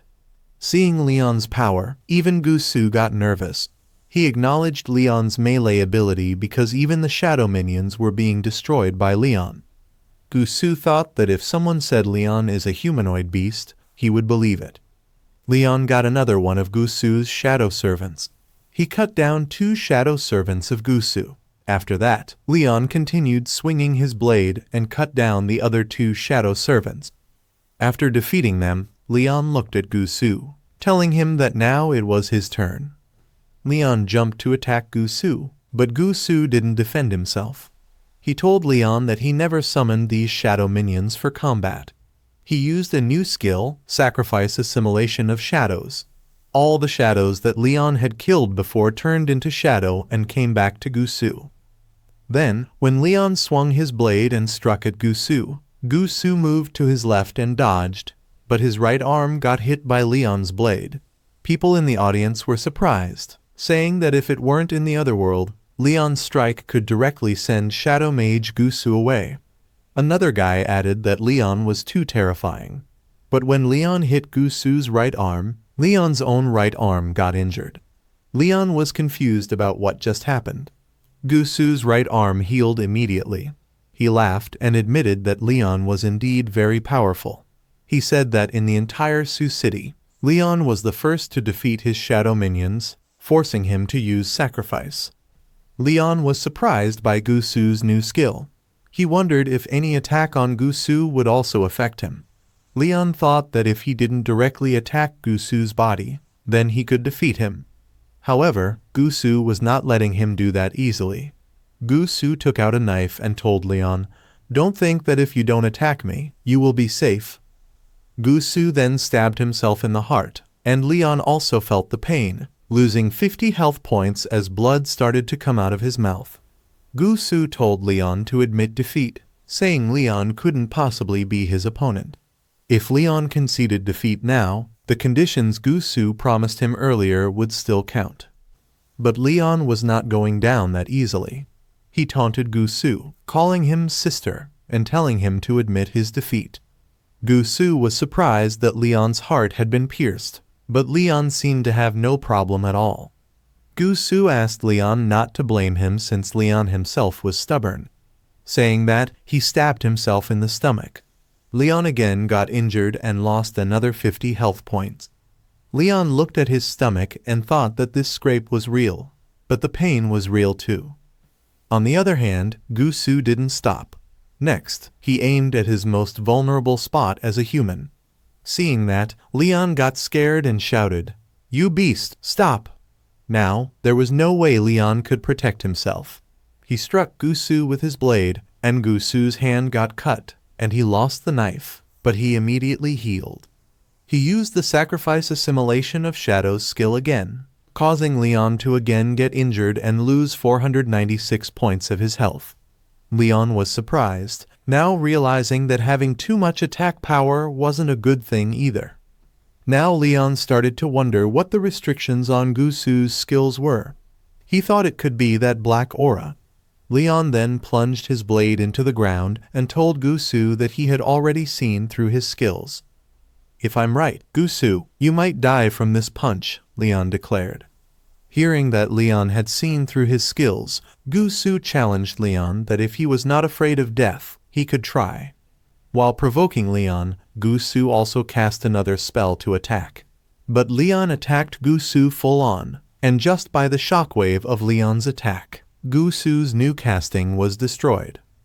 Leon smiled and told Gusu not to think he couldn't see Gusu's secret spellcasting. Then Leon said, "It's time to verify my guess. If you dare, don't dodge. Try that rebound skill again." Hearing that, Gusu got a little scared but didn't want to admit it. He told Leon that if he dodged even once, he would call Leon Dad. Then Leon jumped to attack Gusu with a solid punch. Seeing Leon's powerful punch, Gusu used another spell, Shadow Guard, to defend. This Shadow Guard spell created a barrier around Gusu, and when Leon attacked him, his punch was stopped by that barrier. Seeing that, Leon asked Gusu, "If I guessed wrong, why would you still need to defend?" Gusu asked Leon to just say if he dodged or not. Leon told him, "I'm man enough," but again he attacked Gusu and destroyed his barrier. Gusu went flying and lost 127 points of health. He was shocked that his Shadow Guard broke. It's a powerful skill that can withstand a full-strength hit from a regular boss, but it couldn't withstand a punch from Leon. Gusu now wondered if Leon was more terrifying than a regular boss. Leon showed Gusu his fist and said, "It's time to end this." But Gusu stood up, saying, "Yeah, it's time to end this." He used another skill called Sacrifice Devouring Shadows. When he used that skill, thick shadows began to gather around him. Then, all those shadows got devoured by Gusu. His body started to change, and his eyes turned purple. Leon was surprised to see that. Gusu's whole body was releasing dark shadows. He smiled and told Leon that in this state, even a body cultivator of the same stage couldn't beat him. He asked Leon what he would use to fight him now, laughing like a madman and saying, "I must be the top scorer in Sioux City's major exam." He warned Leon that his end was near. However, Leon didn't mind. He jumped and kicked Gusu, saying, "It's an ambush." Gusu went flying after getting hit by Leon, but Leon felt that Gusu's body was too tough. Leon understood that since Gusu had merged with 4 shadow minions, he seemed to have acquired their traits. In the blink of an eye, Gusu reached Leon to attack, saying, "Leon, you show no honor in martial arts. You're courting your own demise." But Leon was not letting him punch that easily. He also got ready to punch Gusu. Both Leon and Gusu's attacks collided with each other, and with a solid impact, the ground around them got destroyed. Gusu took this opportunity, took a step, and then kicked Leon with full power. Then he grabbed Leon's legs to smash him on the ground. Seeing that, Leon smiled, moved his body in the opposite direction, and punched Gusu in the face with a solid punch. Both of them continued their fistfight like lunatics. People watching them fight were very confused. One guy said, "This should be the mage class arena, so why are 2 mages grappling? Has it become a trend for mages to engage in hand-to-hand combat?" In all that commotion, there were some uninvited guests in the arena who were watching the fight. They were assassins from the Bai Z organization. Leon had fooled them before by claiming he was Ma Fei, not Leon. Both of those assassins were very angry after finding out that he was Leon all along, not Ma Fei. One assassin told the other to calm down, saying, "Who he is doesn't matter. Both must join our Bai Z." In the arena, Gusu was shocked to see Leon's power. He exclaimed, "It's incredible," and asked Leon what magic he used. Gusu wondered how Leon was matching his strength. Leon smiled and asked Gusu if he was certain that it was a draw. Hearing that, Ma Fei got angry, but suddenly he remembered that his devouring shadows is time-bound. Once it expired, Leon would win easily. Thinking that, Gusu became angrier and unleashed more power, shouting, Leon, you've left me no choice. Gusu used his ultimate skill, sacrificed devouring shadows, and unleashed even more power. Seeing Gusu use that skill, the principal of the First Academy was shocked and ordered Gusu to halt at once. However, Gusu had crossed the line and could not return. He told his principal that he could not stop. Only he could be the major exam's top scorer. He needed to prove that he was as strong as his brother. Gusu's body started releasing a lot of purple energy.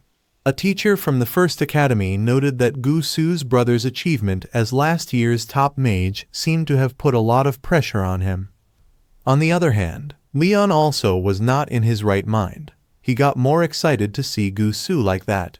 He shouted, "Gusu, if you are proclaiming there's something so precious that it's worth risking everything for, then charge at me." In the blink of an eye, Gusu reached Leon and punched him, saying, "Leon, your end is near." Leon lost 141 health, but it didn't do anything significant to Leon, who had over 3,000 health. Leon got more excited and punched Gusu with high speed, creating a huge impact on the ground that got destroyed. An examiner asked Head Examiner Jin if he would allow their battle to continue. Head Examiner Jin told him to wait just a moment longer because it seemed inevitable that those two would clash. He was not going to take action, but someone else was ready to seize this opportunity. A girl on the radio ordered her men to get ready to act. She ordered them to take both Leon and Gusu. On the other hand, Leon and Gusu were still in their fistfight. Gusu started to get annoyed and asked Leon why he had not been defeated yet. Leon laughed and told Gusu that he was wondering the same thing. He said that Gusu was more resilient than any boss he had encountered. In this fight, no one was backing down. Both of them continued punching each other non-stop. In that moment when Leon punched Gusu in the face, Gusu's protection barrier cracked. Gusu fell back, and his protection barrier shattered. Gusu was shocked, asking, "Was I defeated?" Seeing this, the head examiner said, "It appears Leon has a slight edge. Leon ought to be the top mage." Then, the match's examiner announced that in this duel, Leon was victorious. But suddenly, Examiner Jin saw something and shouted, "Reckless fool, seeking your own doom." Leon was shocked and looked behind to see what was going on, but it was already too late. An assassin came from above and attacked Leon and Gusu. Then everything went black. Some time later, in a forest, a truck was running, but it was not a normal truck. That truck was covered by thunder. Inside that truck were Leon, Ma Fei, Yang Roman 11, Ziyu, Zuiyu, Gusu, Teacher Xiaorong, and other participants of the competition, all unconscious and handcuffed. When Leon opened his eyes, he couldn't remember what had just happened. He saw Gusu and Teacher Xiaorong unconscious in front of him and was surprised that they had been captured too. Leon stood, wondering if this was a deliberate abduction of skilled candidates. Seeing that Leon had come to his senses, a blue-haired girl came to them and said, "I regret having brought you here like this." Leon asked her if this was her idea of an invitation. The blue-haired girl looked at Leon and told him not to fear, assuring him that she meant them no harm. "Your skills are what brought you here," she explained. Then she introduced herself as Hua Sai, the head of Bai Zi in Sioux City. Ma Fei was surprised to hear the name Bai Zi. Yang Roman 11 asked him, "What is this, some kind of group?" Leon was also surprised that Bai Zi had the audacity to abduct candidates during the major exam. He acknowledged that Bai Zi is a brazen organization. Teacher Xiaorong asked Hua Sai what her intentions were and if she was prepared for the repercussions of abducting candidates. She demanded that Hua Sai release them immediately. Hearing Teacher Xiaorong, Hua Sai laughed and told her to rest assured, explaining that they would be freed once they arrived. She also warned them that there was no risk if they remained calm. However, if anyone attempted to flee, then she would have no choice but to mournfully send them to their demise. Hearing this, everyone became a little scared. Then, Zuiyu asked her why she had brought them here. Hua Sai replied that all top colleges need fresh blood, and so does their Bai Zi. Selecting talents ourselves is too much hassle. so it's better to take what's already available.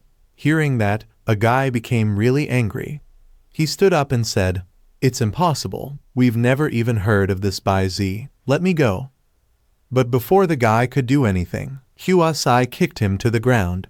She told the boy that he didn't have a choice in the matter and that once he realized the power of Bai Zi, he would join willingly. That boy was shocked to see Huasai's power.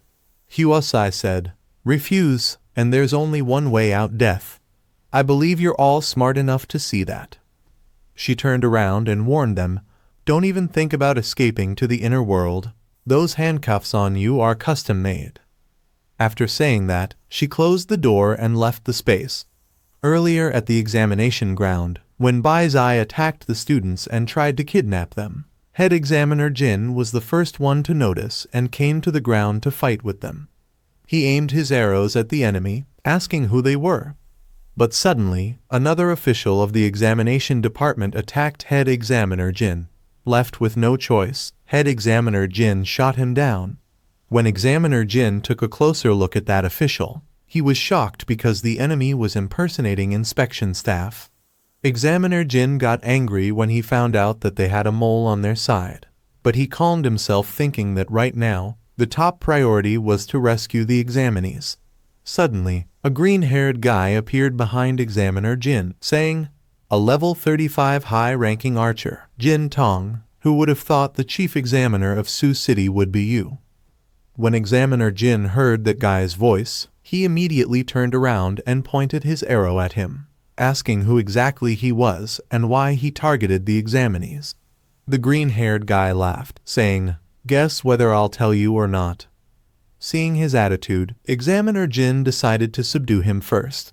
He shot a thunder arrow at the green-haired guy, but Examiner Jin's arrow went through the green-haired guy's body because he used a phantom skill. Before Examiner Jin could do anything, the green-haired guy suddenly appeared in front of him and kicked him in the face. Examiner Jin went flying, and the green-haired guy commented, "So old, yet so hot-tempered.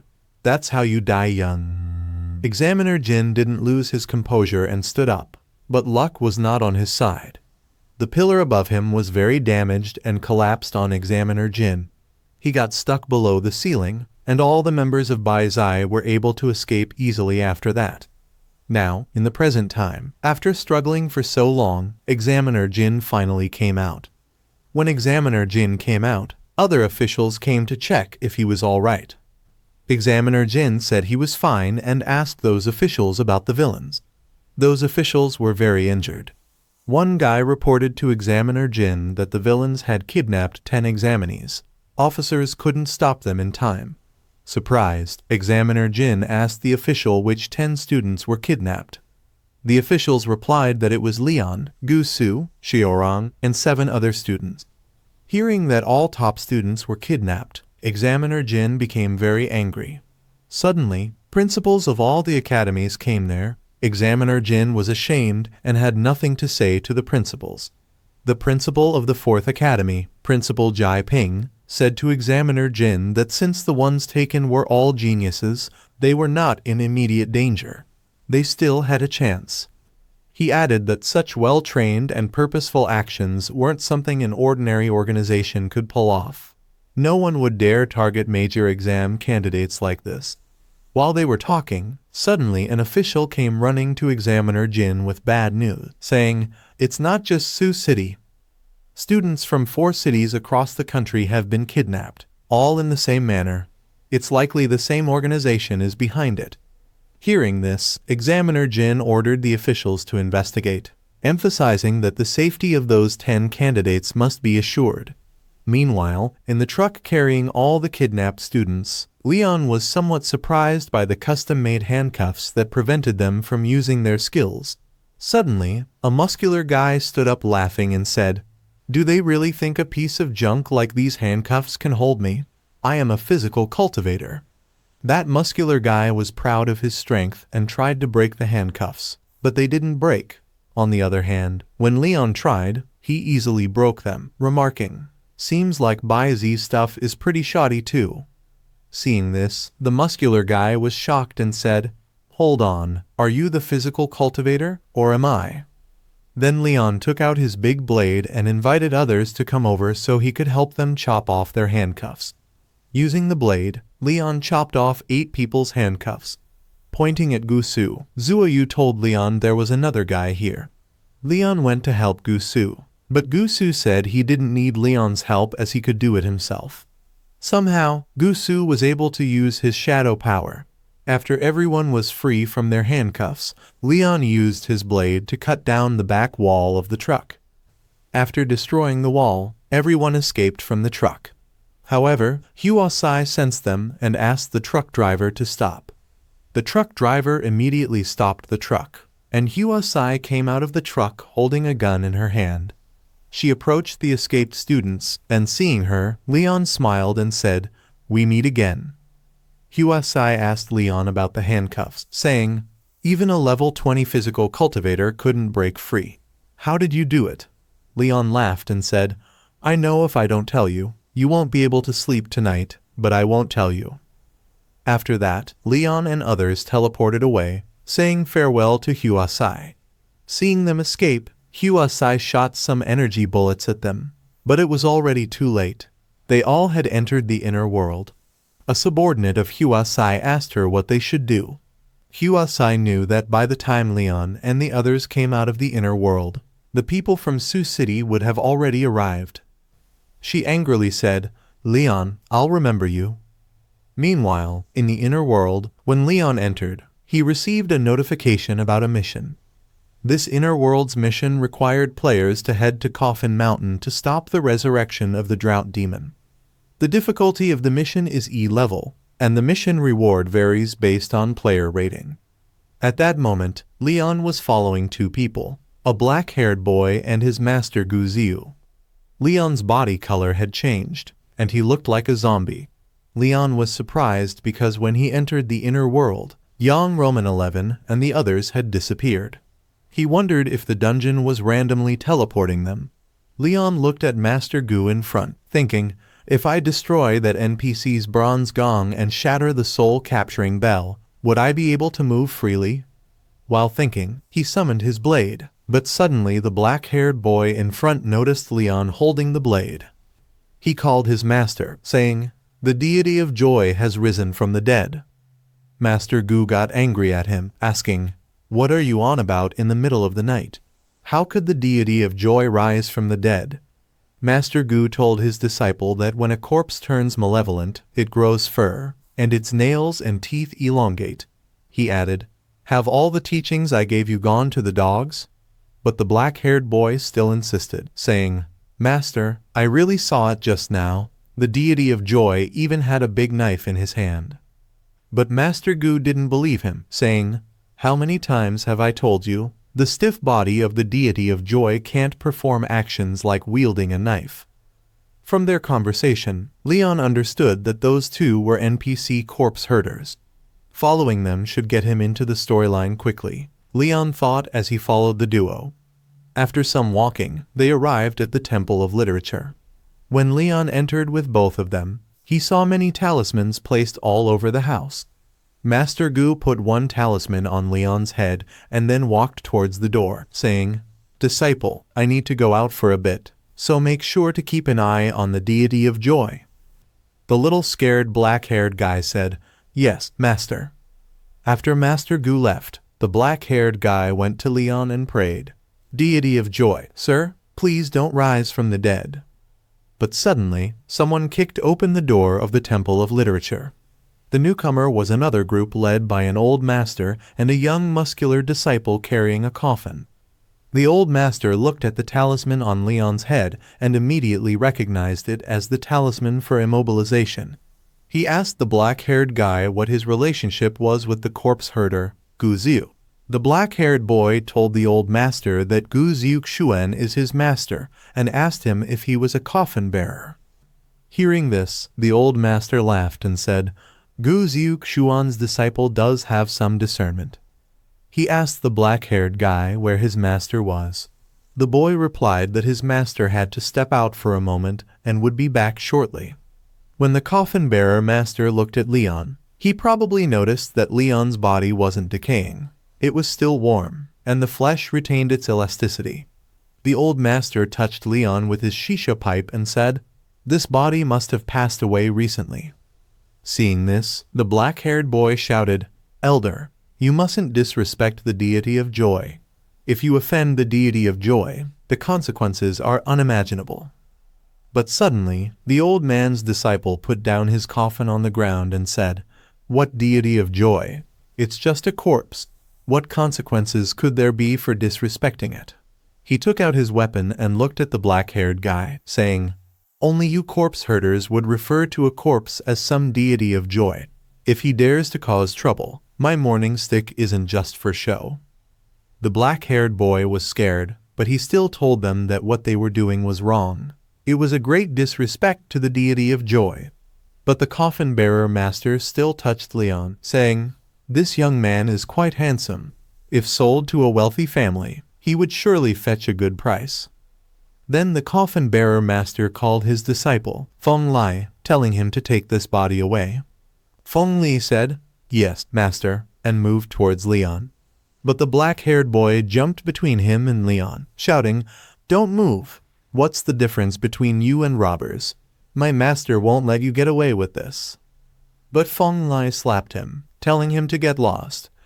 Even after getting hit, the black-haired boy didn't back off. He said to Feng Lai that if Feng Lai dared take one more step forward, he would fight him with his life. Hearing that, Feng Lai laughed, asking, "Fight with your life? Did you just challenge me?" Feng Lai then kicked the black-haired boy in the stomach with full power, sending him flying into a pillar behind. Feng Lai called him trash, saying, "With that little ability, you still dare to act tough." Seeing everything, Leon sighed. The black-haired boy was too shocked to see that, and not only him, Feng Lai and the coffin-bearer master were also shocked. Then Leon removed the talisman from his head and looked at all three of them very angrily.